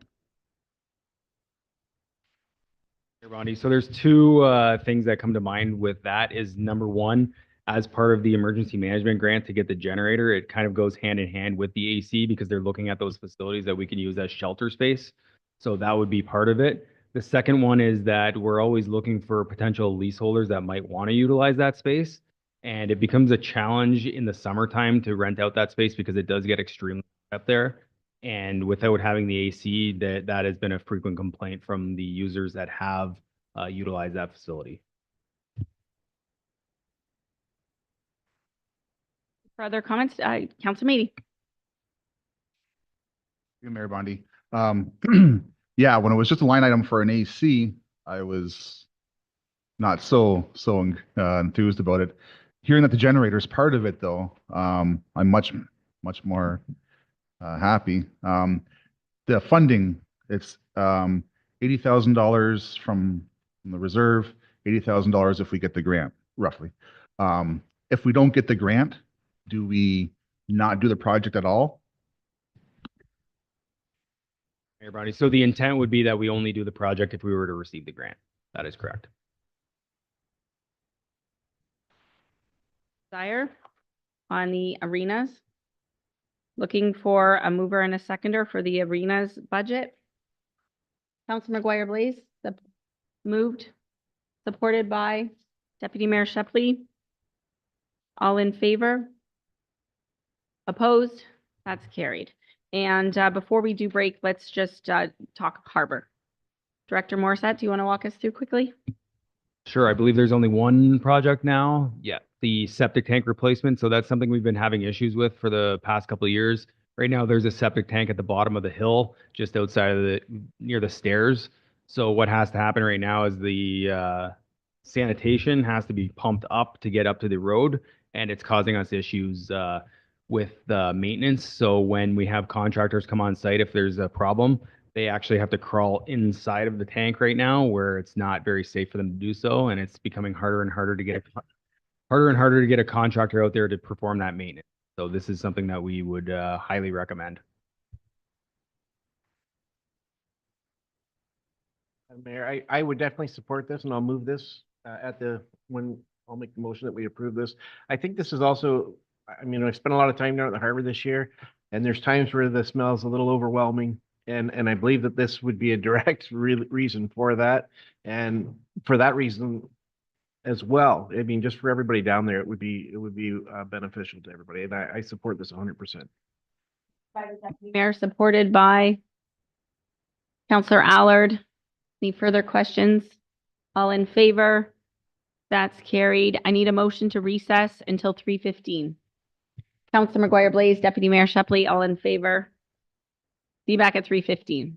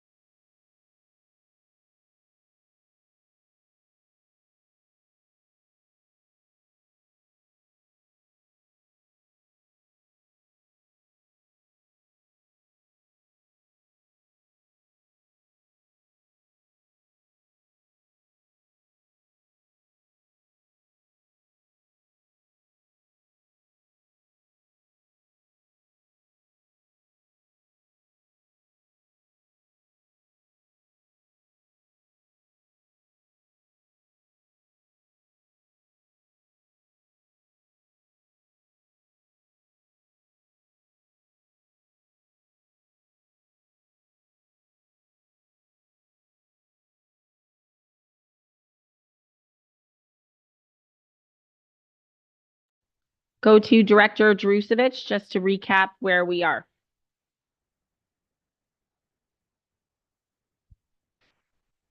Thank you through the chair. So we will pull up on the screen right now the current tax rate graphic with the cuts that have been adopted by council to this point of the meeting.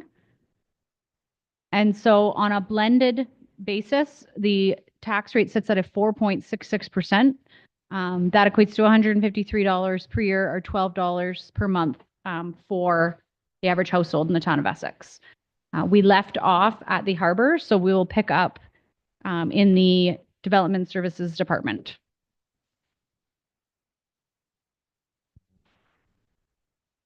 We are at Development Services and we have the new official plan. Director Chadwick, can you just recap that for us, please? Thank you, Mayor Bondi.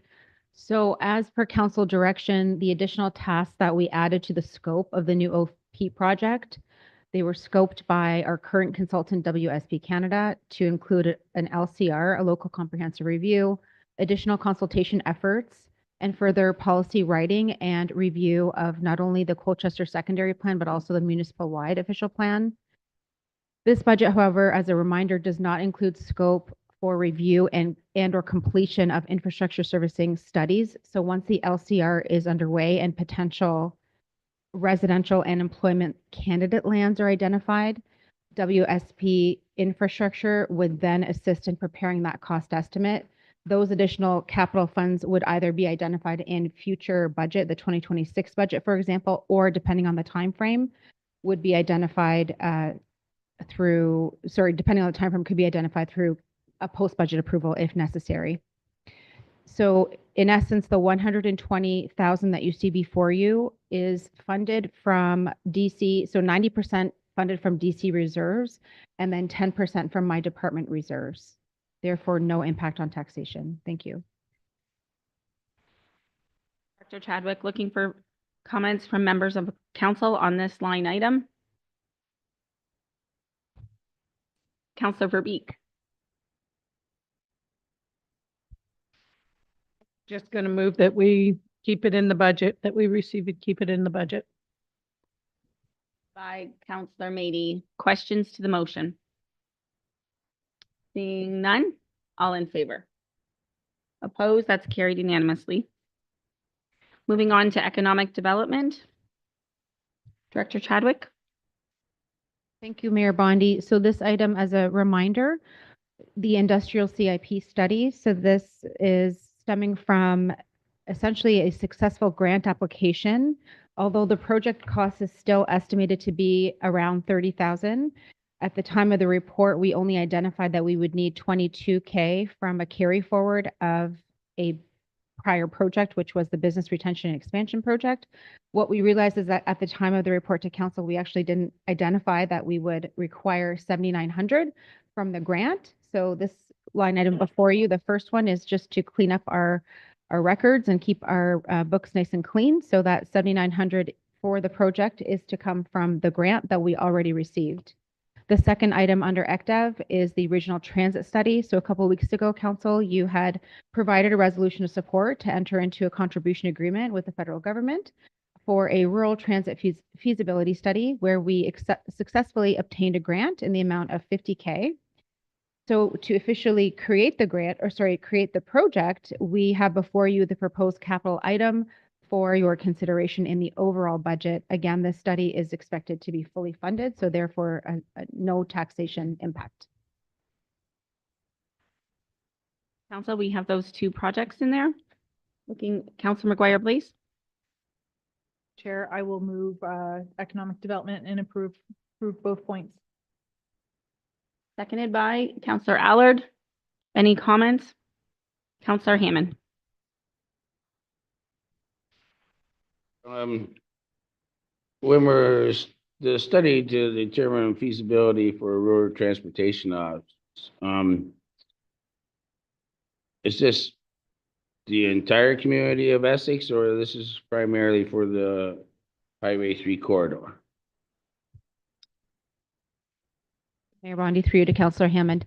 So what we had obtained a grant for was a regional transit study for the entire municipality. We have not written the terms of reference just yet for the RFP that we plan to issue in the new year.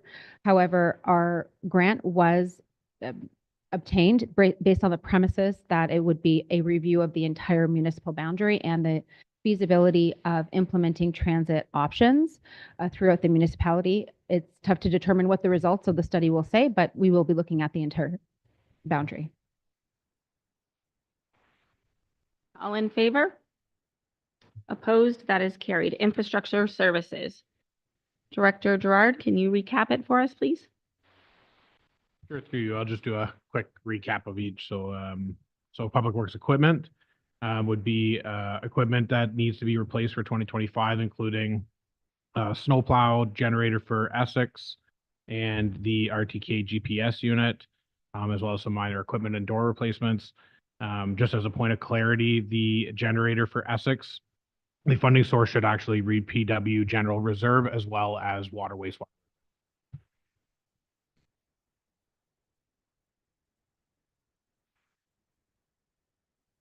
Page Council. Public Works Equipment. Council McGuire, please. Thank you through the chair. So the 15-ton snow plow, I can't not talk about it because it is such a big amount of money coming out of asset management reserve. Is this a need? I know it's a need. It's in here because it's a need, but how needy is it? Like, where are we at with the other one? This is going to replace one of our units. And what does that unit look like at the moment?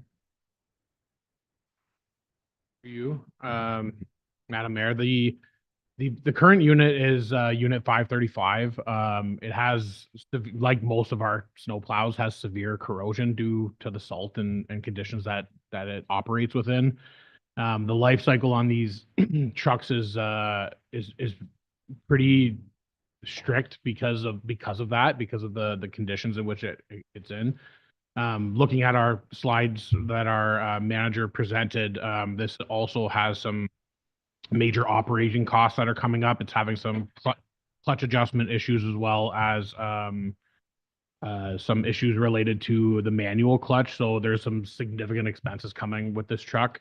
The challenge that we always run into with snow plows is that they take a long time to get. So when we procure a snow plow, we actually have to release 2 tenders. We release 1 tender for the cab and chassis and another tender for it to be retrofitted with snow plow equipment.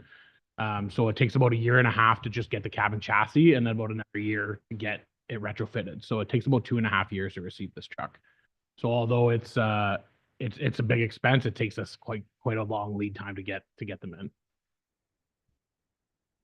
Sure, thanks for the explanation. So you're proposing we purchase it now, but we're not looking to actually operate it till 2026. Through you, that's correct. So 2020, we would hope to receive this in summer 2026 to be ready for the 26-27 winter.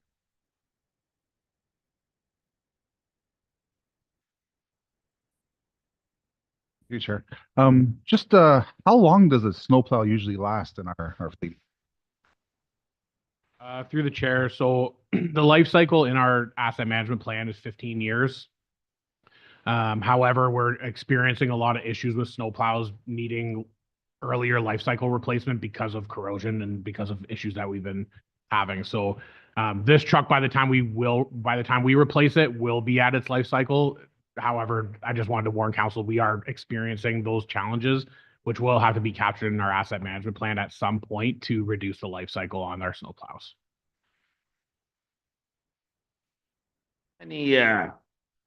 Any system in place to combat some of this corrosion? I realize we do a lot of salting. We don't do a lot of snow plowing. And if it is such an issue, why can't we slow it down at least? The corrosion, that is. We do have corrosion protection systems on the vehicles. We do have them oil sprayed.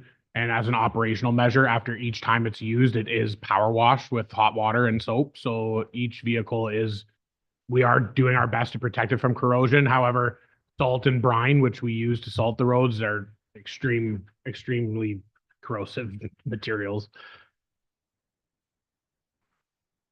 Any further comments? Looking for direction from council?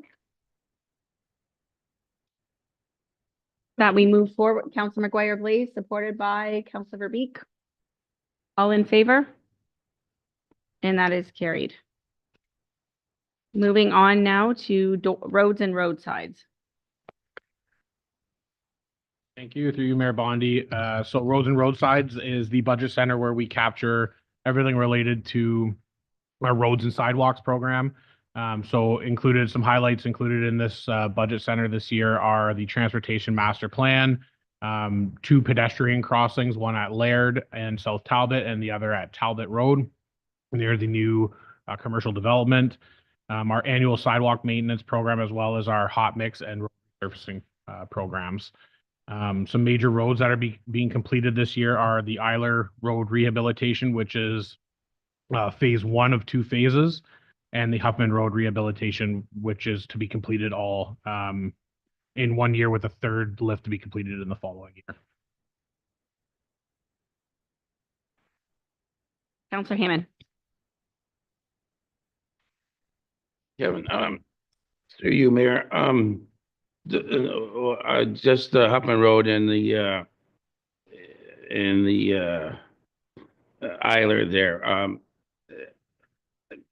I don't understand why we're not doing all the Eiler, why we're doing half the Eiler and then going on to the Huffman. The Eiler seems to be more of a priority in my books, simply because of the businesses that operate it along it and at the end of it. Whereas Huffman, although it probably has more houses on it, it's a shorter road, but a little more out of the way. I'm just wondering why it's split up like that, if there's significant reason. So yes, there is some rationale there. The rationale, obviously, first is because of cost. The Huffman is 750,000, and the Eiler is $650,000. If we go back to our 5-year capital plan, you'll note in there that to complete the 2nd phase of the Eiler is another $1 million. So even if we shifted the money from Huffman into Eiler, we still would be insufficient in completing the Eiler, and we would need to request more money. Secondly, when we do roads projects, we always take note to do them in progression. So imagining that the Huffman is bounded by the ridge on one side and the Eiler on the other, we just completed both of those 2 roads. To come back and do the Huffman after would require us to run over the new roads with heavy equipment and such to complete the Huffman, which is why we would want to do those together. Those are the biggest reasons. Another reason is actually in November, council approved the engineering design for a number of water main projects throughout the municipality. One of those projects being at the end of Eiler near County Road 50, as well as Twin Gables in that area. So we would like to complete those water main improvements prior to the road. Those are probably the main rationale as to why we did it in the phased approach.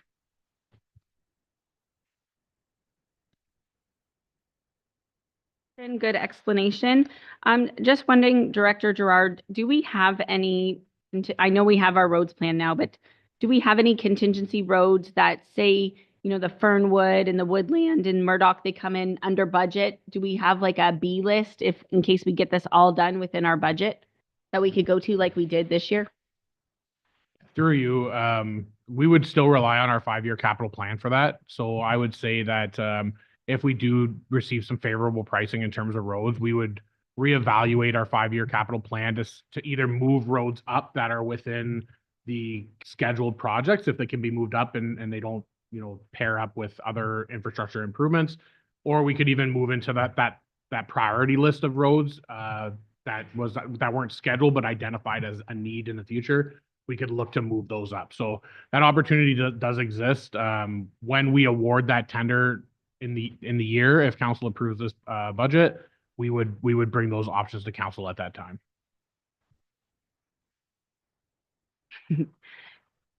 Looking for any other comments from council, direction to support the roads and roadside budget? It's your budget, council. Councilor Verbeek.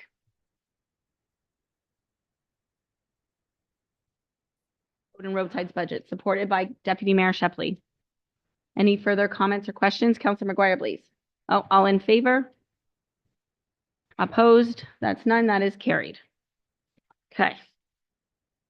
Director Gerard, when I may have missed it by email, maybe not. When the sidewalks are selected, can you please send that out to council, please, so we are aware of what sidewalks are being done, please. Okay, moving on to stormwater management. Is that where we're at? Okay. Director Gerard? Yep. Thank you through you. So the sidewalks are actually straight from the capital 5-year capital plan. So if you access the 5-year capital plan provided in November, all of the projects within that 5-year capital plan for 2025 are the sidewalks identified within the sidewalk program. For stormwater management, we just have one structure this year. We've seen quite a bit of increased prices in terms of bridges and structures. So that bridge that we're looking to complete some repairs on is the 5th Concession Road Bridge at a cost of $1.5 million. One project in our stormwater management for the bridges and culverts. Looking for direction on this one, moved by Deputy Mayor Shepley, supported by Councillor Hammond. Any comments? All in favor? And that is carried. Moving on to Director Drusevich. Thank you. Through the chair. Before we get into the next few projects, I just want to describe to council that this section is funded differently than the remaining budget that we just went through. These are user specific or user rate funded projects. So in year, we just adopted a user rate study for new water and wastewater fees. And all of these projects have been included in that study and the proposed rates that were within that study. And then I will pass it over to Director Gerard to go through the capital projects. Bondi. So first, we're going to start with the water services budget. Some highlights from that budget include some servicing for the Inspiration Industrial Park, water main replacements that I mentioned, so Isla Road and Twin Gables, the Essex Sports Field servicing for water only, the pickup truck for a staffing increase in 2024, and Aqua capital recommendations in the amount of $650,000. Looking for a motion that we receive the water-related capital budget, receive and support. Deputy Mayor Shepley, supported by Councillor Mady. Any questions? Councillor McGuire, please. Thank you through the chair. Did I miss it? Did we already approve all of the new positions? No. So that's an operating. So are we like, I feel like this is putting the cart before the horse with this one for pickup for 2024 staffing increase. And I would like to pull this out and just hold on to it.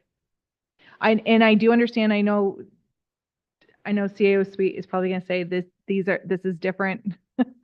And I know we were just told that this is different, but any increase we do here is going to increase our taxpayers' rates. So we do have to keep that in mind in their budget as well. So are we going to hire a new person and staff them with a new vehicle? I'm not sure I'm there. So I would like to take that out and just put a pin in it until we can discuss the staffing and maybe those need to go together. I wasn't going to say that.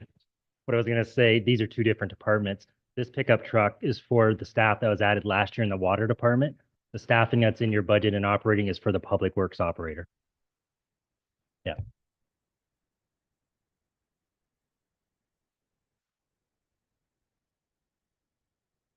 Thought you had your hand up.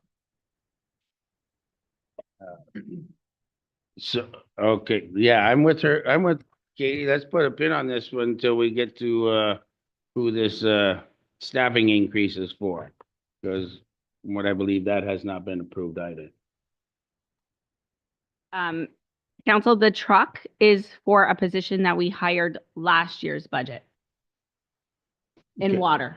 Oh, The two positions proposed this year are in our community services and public works, not water. how is he getting around now? Hitchhiking. No, I don't know. I don't know. Director Gerard? So they use, they're using some of our heavy equipment right now to get around town. So instead of using, utilizing a pickup truck, which is more economical, they're using larger state trucks and dump trucks.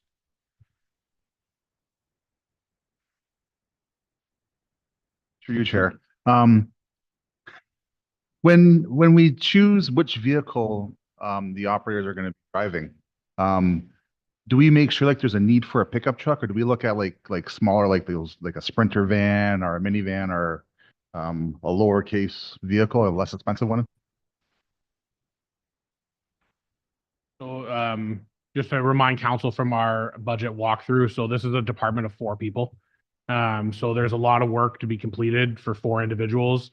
They often work alone, and they need all of the equipment necessary to do that. A smaller vehicle wouldn't really work for the nature of the work of the water department, just because of the amount of tools that they need to carry around with them to do their daily job.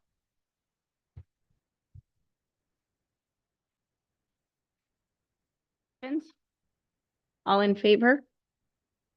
Opposed? That's carried. Moving on to, wastewater. Director Gerard?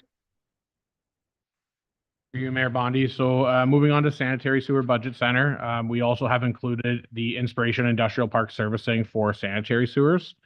This is where we house our inflow and infiltration reduction program. So you'll see in this budget center, we have inflow and infiltration or I&I programs for wards 1, 3, and 4.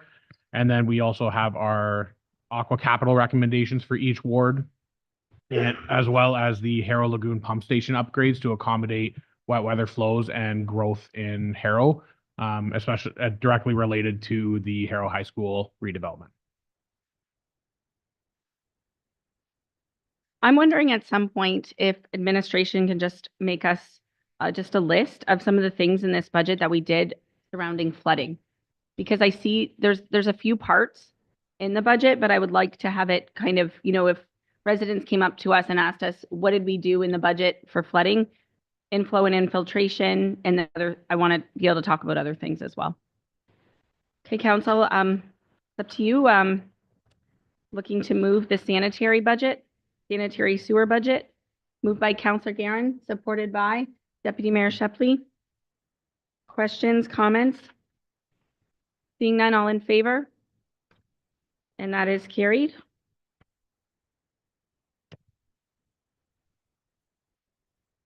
So, Director Jerusevich, where are we now? Are we still doing water? Okay, I'll go to Director Jerusevich. Through the chair, so that completes the review and deliberation of the capital budget. So at this point, I believe we would be in a position to proceed with the resolution in the agenda for adoption in principle of the 2025 with all changes included, and we will pull up all capital changes momentarily.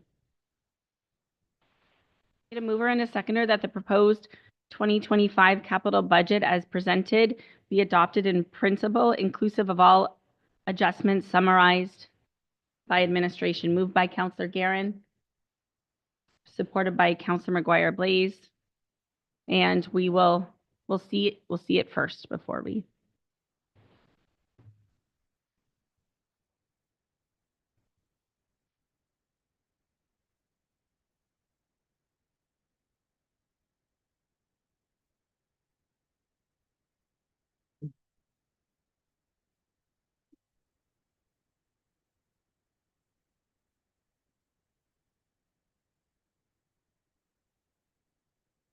Okay.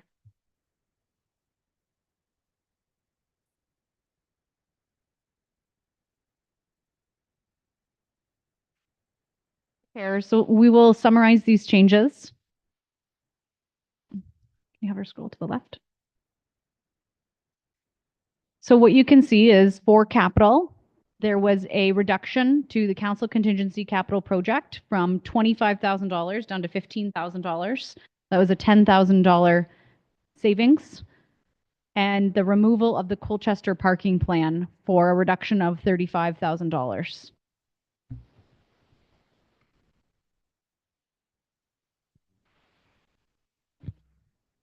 We have it moved. We have it seconded. Just need to vote now. Any further comments? All in favor? Opposed? Or, oh, Councilor McGuire, please. Yep, that's carried. Through the chair, that also includes removing the community improvement plan, or are we coming back to that? That was included in operating, so we'll come back to that one. Okay. Shall we go to operating now? Or we voted. We voted. It was carried. Yeah, that's okay. I'm going to bring us through operating. Through the chair, so we did the detailed walkthrough of operating on November 25th. So far, council has made changes to the operating budget that is included in table A. If we could recap table A, that would be great. And so included in that reduction was the OPP impact. So those have all been included. Actions that have been taken by council today included the reduction of the community improvement plan, which was for a negative $40,000, and reduction of the community partnership fund, which was for a negative $40,000. And so at this point, just broadly, new introductions into the operating budget included the 1.5% asset management levy. And so we did those few slides at the beginning of the meeting that council that the asset management plan recommends a 2.6% increase per year to try and keep the tax rate affordable. It was reduced to a 1.5% levy per year. Also included that our newly introduced items would be 2 new positions, one being a public works operator and the other being an assistant manager in the Parks and Recreation Division. What are the wishes of council in terms of the operating budget? Councilor McGuire, please. I would like to see us not hire all of the positions. I think we need to have a discussion on, do we want to add the 2 positions to operating this year or not? And so I would like to open the floor to that discussion. I'm inclined to say no to both. Position at a time. Councilor Guerin. Through chair, I recommend we deal with the Parks and Rec position first. Well, my thoughts is there was 600 hours of additional overtime that the manager had to put in. And we're always talking about this is burnout, and I'm just afraid like it's not sustainable. Nobody wants to work 600 extra hours in a year. So I think it's a position that needs to get filled. And it comes with other aspects of the job, I believe, that will hopefully help us even maybe get some more revenues. So I'm in favor of it. It's tough when you have to hire positions, but in this case here, I don't see 600 hours is going to decrease this year. Mayor Shepley, then Councilor Hammond. To you, Madam Mayor. Yeah, I completely agree with Councillor Guerin. I think this is one of those positions where, I mean, I was in favor of not hiring anybody. And then when I looked at the all the overtime hours, the extra work and the commitment from the people in that department, that I think this is a warranted position, and not doing it, you know, I feel like we're not acknowledging all the efforts that they do put in. I think this is a must position to approve, and I'm certainly in favor for it. Hammond and then Councilor Meady.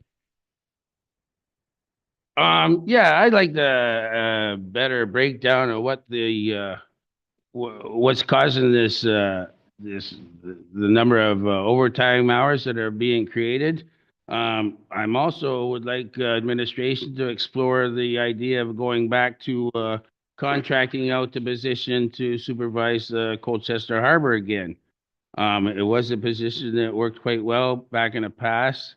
As a matter of fact, we find some very credible future employees from that position. I would like administration to look at the cost savings to maybe reinserting that position rather than trying another full-time position that I think we could probably do a better job of mitigating some of those overtime hours rather than increasing our staff. Funny. So I can tell you from experience, because I did this role, that it's unmanageable to be able to do the expectations of that role in a given day, week, year. It's really a 365-day operation. We've got facilities operating on every day. We've got staff going in Christmas Day, New Year's Day.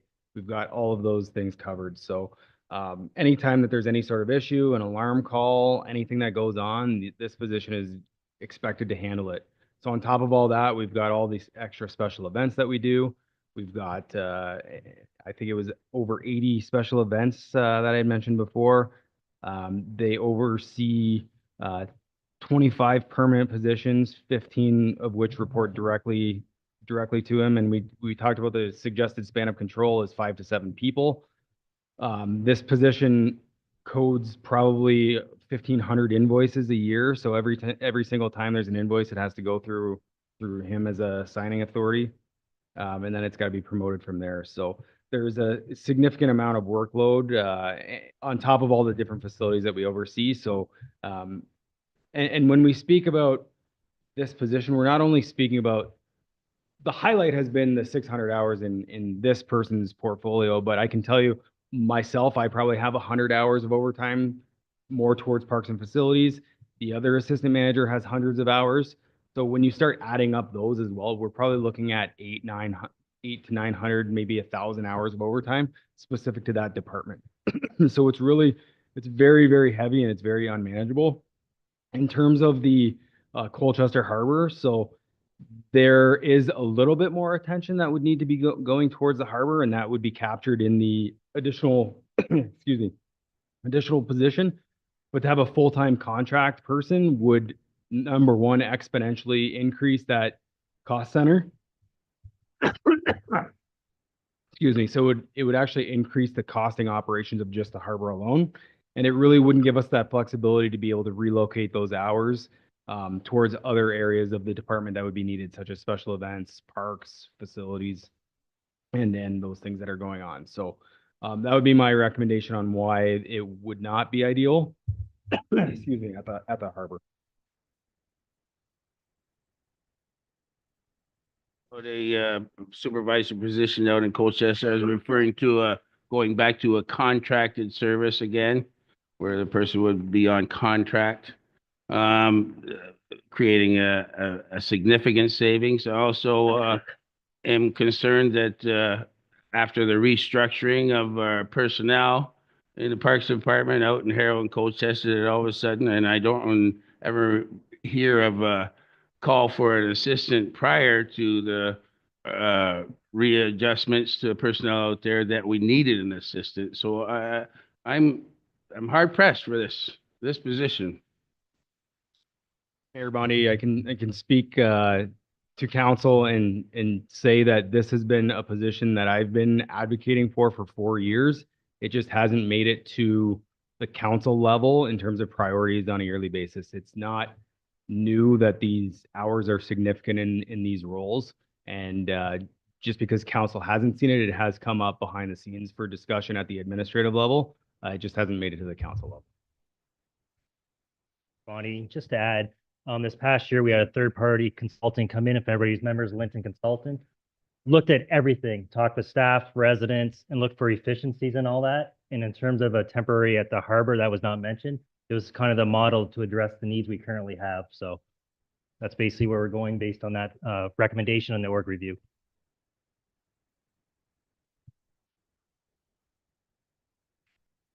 Thank you. And through you, Chair. Yeah, I can.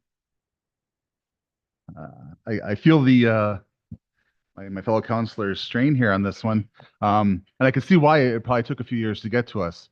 Because even if we took all the departments overtime at 1,000 hours, that's still not a full-time position. So I'm gonna guess that there's some room for growth in there and maybe some room for him to take on other areas. Is that true? Through you, Mayor Bonnie. So there's a number of areas where we're very reactive. And it's no slight against the employees that are there, but it's very reactive, and it's okay, we got to deal with this right now rather than a plan and going forward to be able to maintain and monitor a lot of things. So there's also a number of events and things that we don't put enough attention to, and things that we should be at that we're not at, because there's only so much time to be able to get there. So there's certainly an aspect where we would be covering more with the resources that are there. Definitely. We are discussing the full-time position in the Community Services Department. I'm needing direction from council on that particular position. Councilor Garen, Mayor, I make the motion that we fill the position. supported by Deputy Mayor. All in favor? Opposed? That's carried. We have the second position in Public Works. Director Gerard, do you want to just give us a recap on that position, please?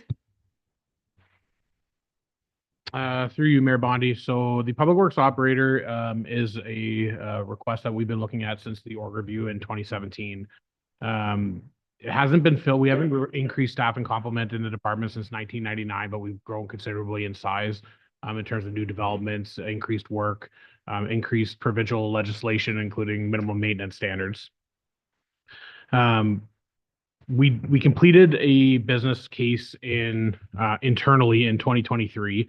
In 2023, we identified that there's approximately 20,900 hours worth of work to be completed on an annual basis.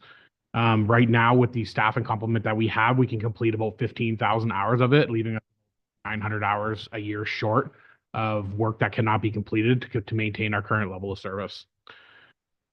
In essence, this would require 3 whole new positions to bring us up to our current level of standard that we've fallen behind in over the last 24. In the 2025 budget, we're requesting 1 position to fill out of those 3 positions. In addition, in 2024, we had a consultant complete a culture review, which identified the need for increased staffing and that morale and culture is being affected in a negative way due to the employees feeling that they're shorthanded and neglected in terms of staffing. Excuse me. With the amount of growth that we've experienced in the town, not hiring these additional staff has caused us to fall behind on daily duties and tasks. In addition, due to growth, we will not be able to maintain our current level of service, and more importantly, will not be able to keep on the legislative standards, which includes snow plowing, sidewalk maintenance, sewer and catch basin flushing, line painting, bridge maintenance, road maintenance and repairs, road shouldering, and street sweeping. Not hiring new staff will also lead to staff burnout and existing staff and of existing staff and decreased morale. Hiring new staff will help to achieve our strategic goal of safe and reliable infrastructure, as well as keeping us in line with being a responsible and people-focused government. Oh, that was your turn to pour it on pretty thick, eh? Okay, council. What do you so desire, Deputy Mayor? Mayor, again, this is one of those positions where I didn't, initially I was with the hiring freeze, but on further talks with Director Gerard, I'm very much in support of hiring this position. I know it's probably not, maybe not popular, but I think if we want to cut levels of service, we can do that. But we can be honest about it and cut that level of service. But right now, the level of service we're promoting, we require the personnel to do it. So I'm going to support the position based on the fact we haven't hired since 1999, I believe it was. I mean, this is another one of those positions. It's not the shiny red fire department that everybody wants to, we give them whatever they need. This is the infrastructure. It's not the beauty department. They need the staff to get it done, and it's important that we recognize that. And I support this position. I have Councillor Mady and then Councillor Verbeek. To you, Chair. Did you say 5,900 hours of incomplete work? Is that the number? So internally, we completed a business case to evaluate what the shortage actually was in terms of hours worked. Obviously, it's because we do have some long tenured staff who have, more vacation, more holidays, things like more sick time, things like that. So obviously that impacts the available amount of work that we can do. So as a complement now, we can complete about 15,000 hours a year, and we have about almost 21,000 hours of work per year to complete. Yeah, thank you for that, because I mean, if we're awarding a job with only 1,000 hours of overtime and we got over 6,000 hours of overtime available, I don't see an argument against. I have to be totally in support of hiring this operator. Councilor Verbeek. Through you, Madam Mayor. So of course, I came into the deliberations like, oh yeah, we can't hire any more new positions. I got to tell you, I feel exactly opposite today again, especially for our public works operator that have been running shy of staff already and have needed in this position and have had a consultant reiterate this. But also, a lot of organizations are finding it really, really hard to attain and then retain good employees. And if we want to keep our staff, we cannot burn them out. And our public works need some help before they do burn out. So I'll be supporting it. And council for direction, moved by the Deputy Mayor Shepley that we hire the Public Works, supported by Councillor Mady. Any further comments? Councillor McGuire, please. Thank you through the chair.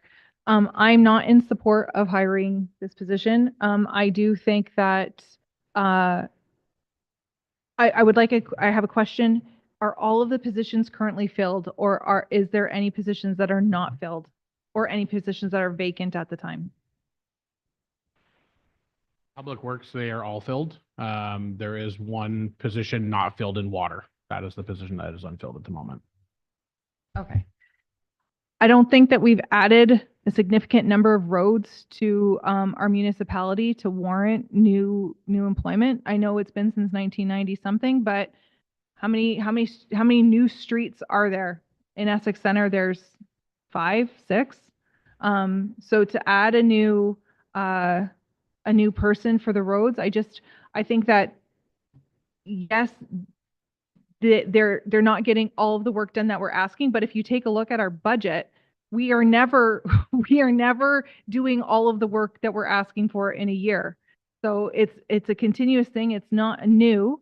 And this is $90-something thousand to our operating budget that we could save and bring our tax rate down by a pretty good percentage.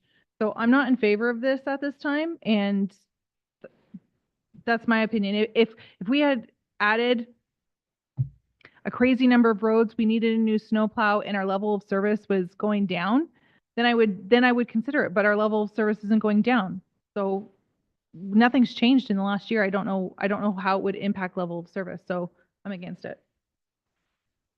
Hammond. Thank you, Madam Mayor. So just as a point of clarity in response, so although new roads are not just new developed roads, right? So we have increased in terms of development growth and subdivisions, but we've also changed gravel roads into hard surface roads. We've also made changes in terms of how we operate roads, provincial legislation that's changed in the last 24 years. So that's changed a lot as well. Something also that most of council, but maybe only some of the veteran councilors may be aware of, is that our operations department also supports our capital programs.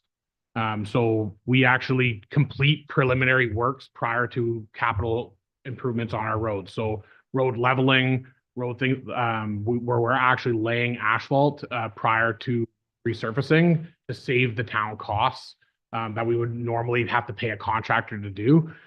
We're also doing mechanisms like that are more economical for us to complete those works than it is for us to contract them out. So we've taken a lot of work in-house over the last 24 years to save the town money as well. But there have been a significant amount of operational changes over the last 25 years that have also impacted our ability to complete operational and maintenance work.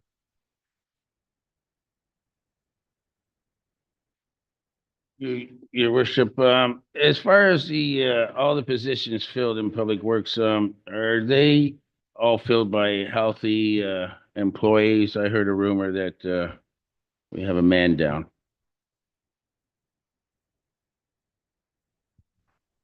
A question we could answer. I think, they could be older employees which have more vacation time. That was a comment that was said. But the CEO suite. For any department, you may have staff that are off for illnesses or that. And if we anticipate for any position that it may be for a long period of time, we would look to fill it temporarily. But right now, as Director Jarge said, all positions are currently filled. Councilor Karen. To Director Drusevich, is there anything that could be done to like buffer the increase this year? Like, for example, hire in July or something like that? Just a question. And then while you're working on that, Councilor Garen has a. The mayor to Director Gerard. If you don't get the body you need, what would be the biggest challenge ahead of you this year? And what would the impact be on our residents if we don't fill that position? What would it look like this year? So obviously our biggest impact, especially on a regular basis, is our winter control operations. There is rarely a time that we can get a full complement of staff in to come in on overtime to do that work. We have 8 plows and we have 8 bodies. So we can't put people in plows. We can't get the roads completed. I would say that's our most significant challenge. So what we're doing is we're focusing more of our efforts on arterial and collector roads and trying to bring, when those staff come in the next scheduled shift, trying to tackle those roads. That's our most significant impact is getting people to come in for overtime. And that obviously snow plowing is the biggest one. It's the biggest operation in the winter, but that also includes trees down on the road, stop signs being hit, all different types of things that staff need to come in for on a regular basis. The overtime. Through the chair, so the stuff would get done, but it would be done not immediately, in days and weeks to come, and possibly pushing other projects or other things back or burnout. Yes, and it also exposes us to liability. So if a tree is down and we can't get somebody to come in and somebody hits that tree, or a stop sign is not there for a long period of time, that's a risk. Which is also impacting our OPP. So what we have often happening as well is OPP attending the site. So if a stop sign gets struck, the OPP has to sit there until someone from Public Works shows up with a new sign. So the delay there is also impacting our levels from a policing standpoint. Lastly, then, so the person would not be standing around watching other people work all the time, or that person would actually be, there's no shortage of work for that person on a daily basis. Through the chair, there's no shortage of work for anybody at the town of Essex. Okay, council, we do have a motion on the table. Director Drusevich, is there just? Thank you through the chair. So Mayor Bondi asked if you delayed the start date of the position, just ran it at July 1st start, it would result in a tax savings of 0.26% or $47,800. And so, however, the remaining increase would be required in 26 budget. Mayor Shepley. Would do us any good to put off when the winter maintenance is when we need it the most. So I would be more inclined to either we're going to go ahead with it or we're not. Is on the table. All in favor? Opposed? And that is carried. Director Drusevich? What else do we have? Or council members? Anything else you want to raise in operating? If not, at this time, I will seek a mover and a seconder that the proposed 2025 operating budget as presented be adopted in principle, inclusive of all adjustments summarized in Table A.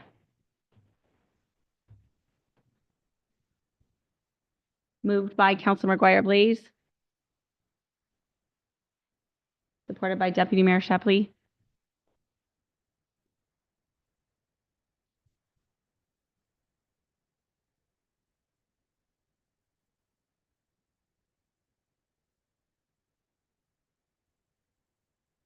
Councilor Verbeek. Mayor. I guess a question for Director Jerusevich. I spoke about the leftover contingency funds, the council contingency funds, and my desire to see them moved into a fund to going towards new trees. And I'm just wondering when that time is appropriate to make that request. Councilor Verbeek. So you mean the 2024? Okay.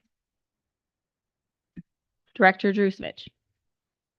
Chair, I think a change like that would be included in the carry forward motion. So I would proceed with the operating motion that's on the table, and then I would include any specification in the next motion.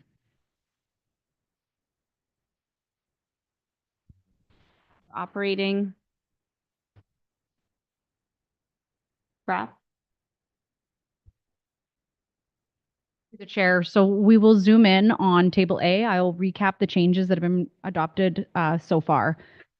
So changes that have been proposed since walkthrough include the OPP reduction contract. It was a savings of $168,396. There was the addition of the transit expense due to the loss of grant of $20,000. The tree fund, we funded from Green Fund in the amount of $10,500. And the BIA contribution resulted in a savings of $25,000 for the design project. Changes that have occurred since then that have impacted the operating budget include the reduction of the CIP program in Harrow and Essex for $40,000 and the reduction of the community partnership fund of $40,000. If you scroll down further, the tax rate on a blended basis is sitting at a 4.66%. You scroll down just a touch further. Perfect. With county, if it's not blended, can we have that number too, please? Chair, on a not blended basis would be a 5.63%. Okay. Thank you. We have a mover and a seconder for the operating. Any further questions from council? All in favor? And that is carried unanimously. Now we will go to the carry forward. Director Drusevich, can you walk us through that, please? So if council refers to page 72 of their budget document, it lists all of the carry forward projects. And what this resolution is seeking is that council approve the finalization of the projects in the document, as well as any that have been approved but may not be reflected in the budget document. And so, Councilor Verbeek, you'll see that council contingency has not been specified in this. If you wish to make the recommendation, we would add it to table D and direct the funds accordingly per council direction.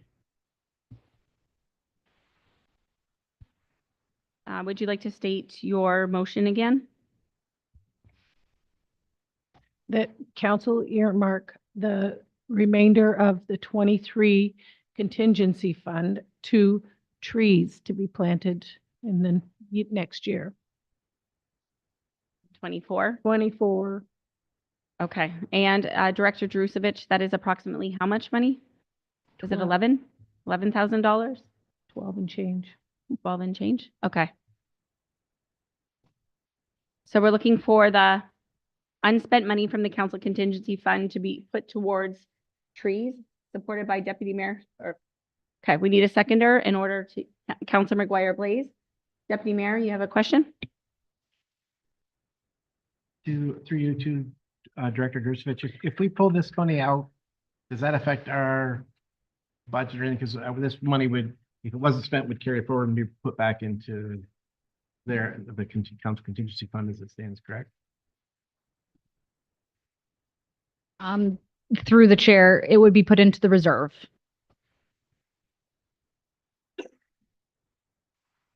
It's a good motion. I think there's really a pendulum swinging for more natural heritage features, especially after one of the recent council meetings where we dedicated some property as surplus. We talked about trees that night too. Comments on this motion? All in favor? Oh, it's Council Meady. Through you, Chair. So going into reserves, does that mean that we would take less reserves out for next year's operating then?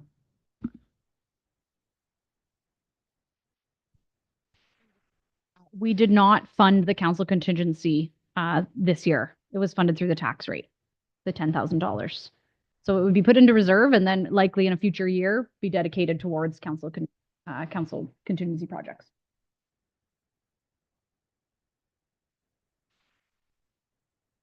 Thank you. And through you, Chair, just, so does that mean that we can, if we chose not to spend it right now, can we put it in for this year's?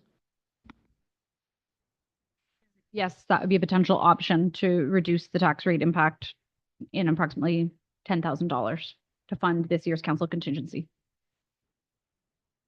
Thank you. Then just as a follow-up, I would think that we should see if we'd rather reduce the taxation this year. I mean, we just had a lengthy talk about not wanting to take taxpayers' money and giving it to whatever charity we want to.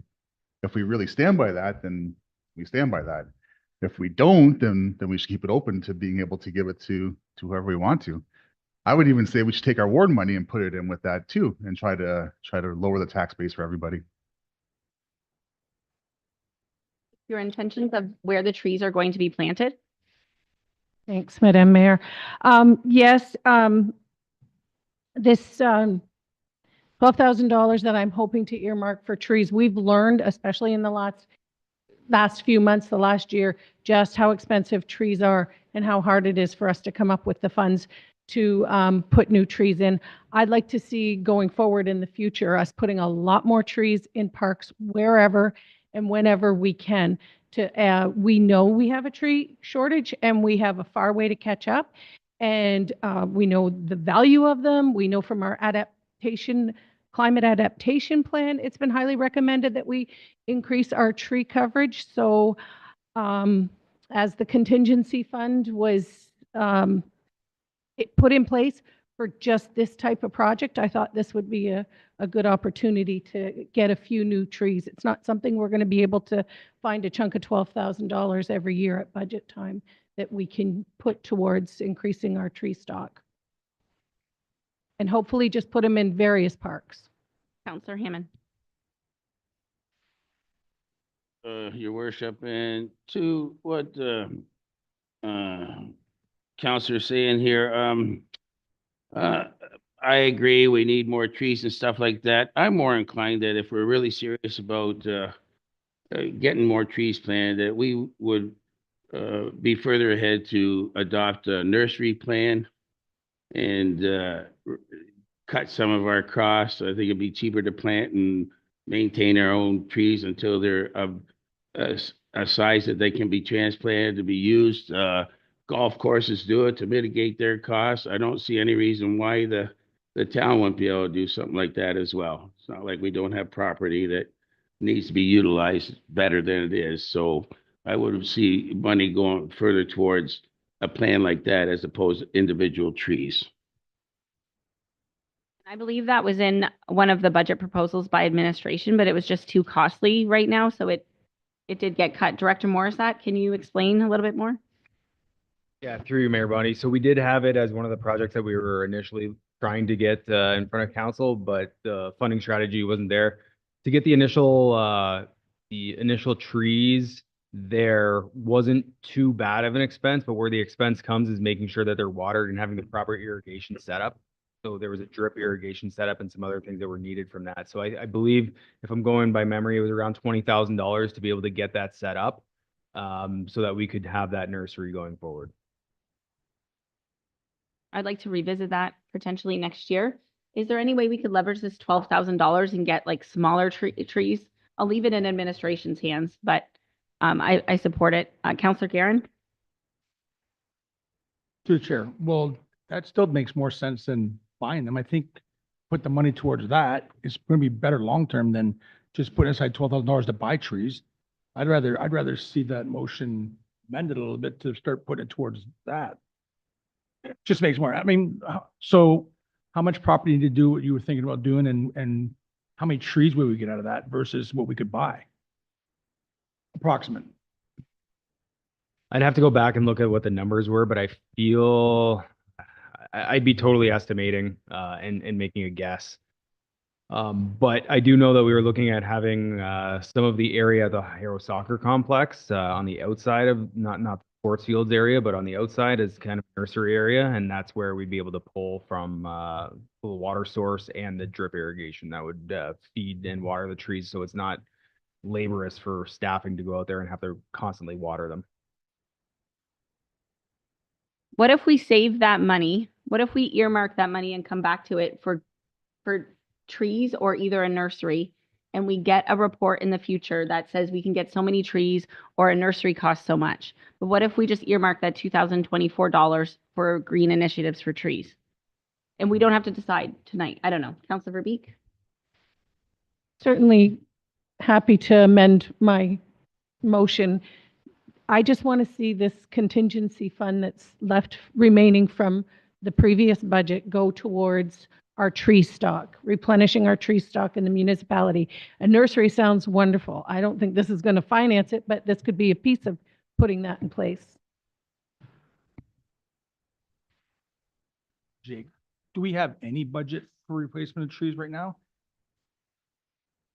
Through your Mayor Bonnie, so we do have some operating money on a yearly basis because we do have some tree removals and then we do replacements. We also have our memorial tree program. So anytime we get a tree purchase, we look at putting those in the parks as well. We've recently, actually yesterday or Friday, I believe it was, we submitted for a Trees Canada grant. So we are looking for a number of these possibilities to try and get more trees, whether they're in parks or roadsides. I know that the roadside program has been very successful. So we are looking for a number of different ways to get trees in our properties. In the new year, hopefully early in the new year, administration is going to come back with a report to council outlining our existing tree inventory and where we can go with those trees, because we did have a good handle on the tree assessment that we did. So we do have a lot of those results back right now. So we will have some good information for council regarding trees in the municipality coming forward shortly. How from nursery stage to when we can actually plant a tree, how long does that take? Through you, Mayor Bonnie. So it really depends on the size of the tree that you initially start with. So if we just start with a whack load of little sticks, then it's going to obviously take probably anywhere between 5-10 years. But as you buy more mature trees, if you buy juvenile trees or more mature, it'll reduce the amount of time, but your initial cost goes up. So it just depends on the amount of time and the level of patience that we have. We could also do a combination. So we can have some that are a little bit sooner, and it might be 2 years that we get to let them grow and then replant them elsewhere. So we've got to certainly look at some different strategies, and a report to council would be a great starting point for us to be able to get that information back and give some ideas on what council would like to see. Thank you, through you, Madam Mayor. Just a quick question. If we touch on because we're talking about $12,000 for trees, but then we already have the tree planting program of 10,500 on my glasses on. I think that's right. What's the difference between the two? And again, if we do a nursery, you're understaffed now. We just hired somebody and you're understaffed. Do we have the staff to look after the nursery? So the two-part question there. Through you, Mayor Bondy. So the first part to the tree nursery would be, yes, we would have the staffing capacity to look at it if we were able to get the drip irrigation system there. If we weren't able to do that, then we're going to see significant labor hours because they have to go out there constantly watering it. So that's why that irrigation system is extremely important for that. In terms of the tree program, I'll turn it over to Director Direct. Through you, Mayor Bondy. So the tree planting program was a policy adopted by council earlier this year, which is trees planted in the right of way at the request of residents. So the trees, if you recall from the report, we made changes to the development standards manual to include trees every 12 meters in new developments as opposed to one per lot, which was also going to shift how many trees got planted in new developments, as well as any trees that cannot be planted within those developments because they won't fit or for whatever reason, they're just not going to be able to be planted there. We would take that cash in lieu from developments, put it into a fund to fund tree planting within the right of way throughout town. So that's what that program is. The issue is that because we only made that change to the development standards manual this year, we don't have an initial funding source for the initial 10 trees that we want to do as part of the planting program, which is 10,500. To recap, the wishes of Councillor Verbeek are to put that money into trees on municipal property. Are you okay, Councillor Verbeek, if we get a report in the future on, best bang for our buck for those trees? Madam Mayor, if that's the only way we're going to move forward with it, I'd just like to see, my hope leaving today was that the $12,000 left in the contingency fund was going to go into 12 new trees in our park areas for more tree coverage. But if we're just going to earmark it and look at how to spend it on trees in the future, I'll take it any way I can get it. You're the seconder. Are you okay if we earmark that money for the trees and then we come back? Okay. We've talked about this, talked a lot about trees. That's fun. All in favor? Opposed, and that's carried. Moving on to anything else. Okay. Director Drusevich. I'm going to ask the clerk for clarification on that last motion. Was it for the carry forwards as well as table D? It's just for trees. Okay, that's what I had figured. So there is Okay. one outstanding resolution and that would be required to pass. It's on the agenda and it's regarding the carry forwards, including any changes on table D, which we will now pull up on the screen. Okay, so I need a mover and a seconder that changes listed in table D prior approved capital projects that will be carried forward to the 2025 and the post-budget walkthrough changes document be approved. Need a mover and a seconder for that. Moved by Councillor Guerin, supported by Councillor, was that McGuire Blaze? And the document's coming up.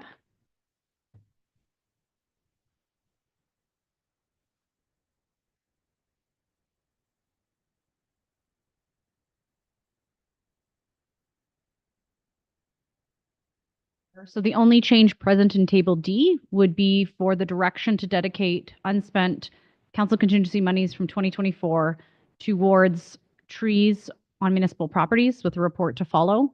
The total remaining budget was finalized at $13,235. Okay. Needing a mover and a seconder for that.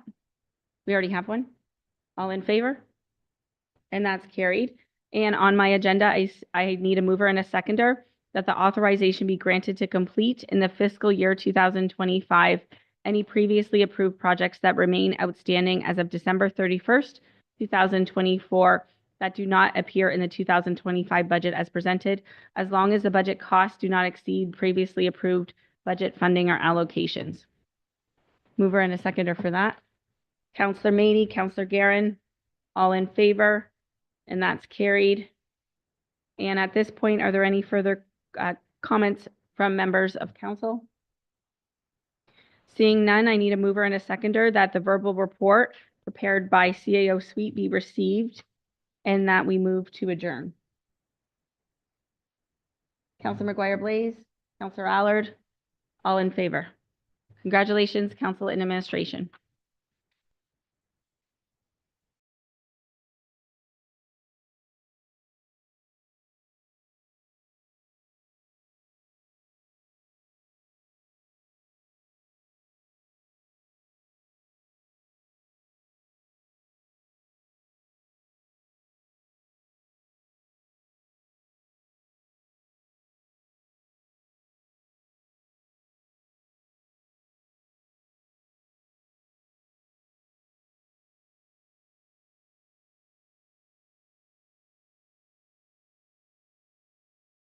CIA levy. I need a mover. Oh. Okay. Sorry, council and members of administration and public. It was brought to my attention that we did not talk about the BIA levy yet. So I need a motion to call the meeting back to order, moved by Deputy Mayor, supported by Councillor McGuire Blaze. All in favor? And that is carried. Director Jerusevich, can you present the BIA levy? Proposed BIA levy for 2025. Yes, thank you through the chair. We're just pulling up the initial walkthrough slides, which detailed the proposed request from the BIA. Within it was a increase from the cap of $6,000 to $6,300. There are certain businesses that receive a cap if they have taxes from the BIA that are over $6,000. So the request was to increase that to $6,300 and a general levy increase to the broader classes, commercial and industrial, of 2.5%. And so just bear with us. We will pull up the slide that details the increase.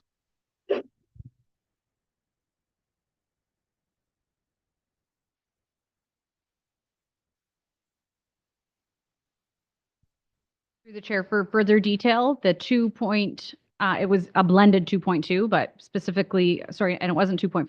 I have to clear that up. It was 2% across, but a blended 2.3% resulted in an average increase on a $500,000 assessment of $19 a year.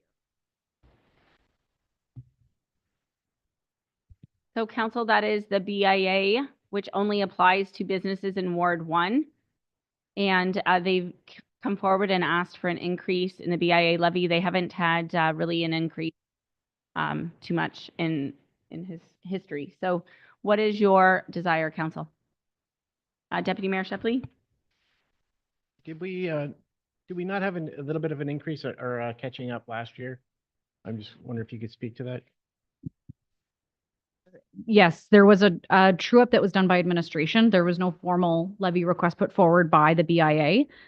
What had happened was we've had a certain amount of growth, and so the rate was adjusted to account for growth in previous years. I'm just wondering, for me, I'd make the motion that we keep the levy where it stands. I know the BIA does good work, but we've also had COVID, we've had streetscape, we've had one hit after another, and I would really rather not tax the businesses even $10 in a year at this point in time. Maybe something we can look at for next year, but I think for this year, I'd like to just keep it the same personally. That would be the motion I would do. The Deputy Mayor has put forward a motion that we not increase the BIA increase levy. I would need a seconder for that to continue to talk about it. Seconded by Councillor Verbeek. Members of the council wish to speak to it. Councillor Verbeek and then Councillor McGuire Blaze. I guess I just have a question. So this is, I understand that the BIA wants it, clearly has a need for it. They invest a lot back into the community. How about the businesses that I hear the Deputy Mayor's concern for businesses that still aren't fully recovered and are struggling? Have we spoken to any of them about this increase? This is our BIA rep, so. Thanks through the chair. So the BIA hasn't had a rate increase and I think it's been over a decade, which is why they're asking for one now. And the reason why they're asking for one is everything is getting more costly. They're looking to do a lot for the town. A lot of what they do, everything that they do impacts the businesses directly. So beautification of the downtown area, that impacts businesses directly. It makes people want to come here. We're investing in our town, so they want to invest in us. The increase to the levy was put out to all of the businesses. It was talked about at our AGM. Not one business has reached out and said, no, we don't want this. So I haven't personally gone and knocked on all the doors, but I do know that every business received the information. You need to check your emails, Deputy Mayor Shepley. Oh, so the businesses all received the information. They've had it for well over 6 weeks now, and I haven't received anything. So I haven't actually personally knocked, but they did have the. They could have reached out if they felt it was unfair. The chair to Katie, the business is not, it's the property owner that gets the bill though, right? So the business may just rent and they don't see that bill, but the renter, the landlord could hand it down to them, but they usually don't show it has an additional cost, but it could be in the rent. But it's just important that everyone knows that it's the property owner that pays it, not the business.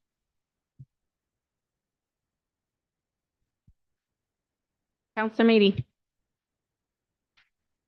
Chair. So would that mean that was the property owners that got the notice to them, not necessarily the business owners?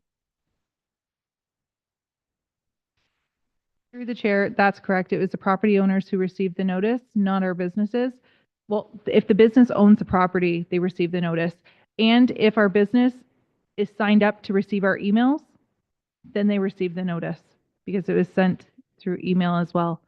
So if the business is signed up through the BIA, then, and they check their email, then they would have received the information as well as the property owner.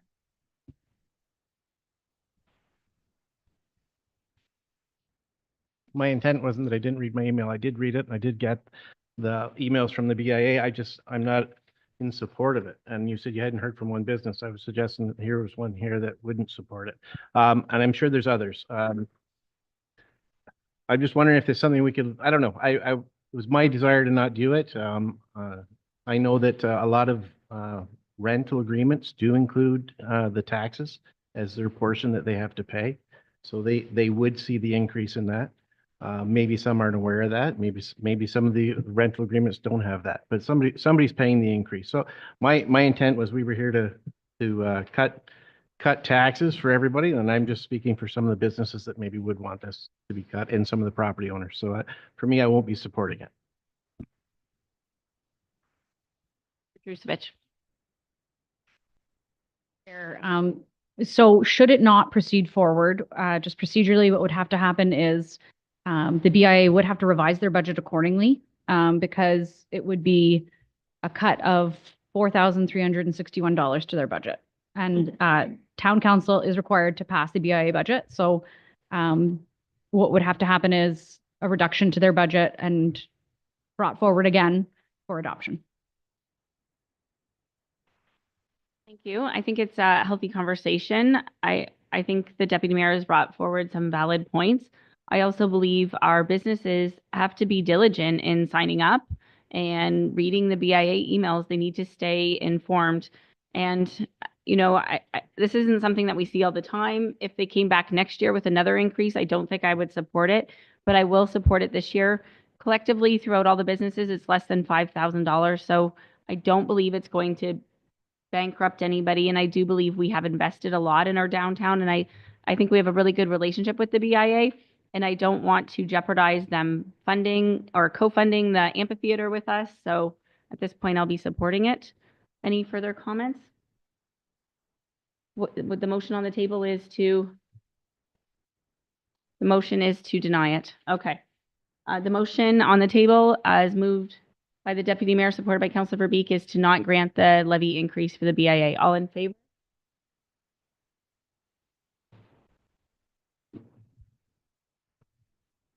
Okay, the motion is to not increase. Okay, so all in favor? Opposed? And that failed. So it is, the increase is supported. Okay, I need a motion to approve the increase. Moved by Councillor McGuire-Blaze, supported by Councillor Guerin. We've already talked about it. All in favor? Opposed? That is carried. Okay, motion to adjourn for the second time. Motion to adjourn our budget for 2025. Councillor McGuire-Blaze, Councillor, yeah, this is the last time. Councillor Hammond, all in favor? Thank you for being patient with us. Have a good afternoon, everybody.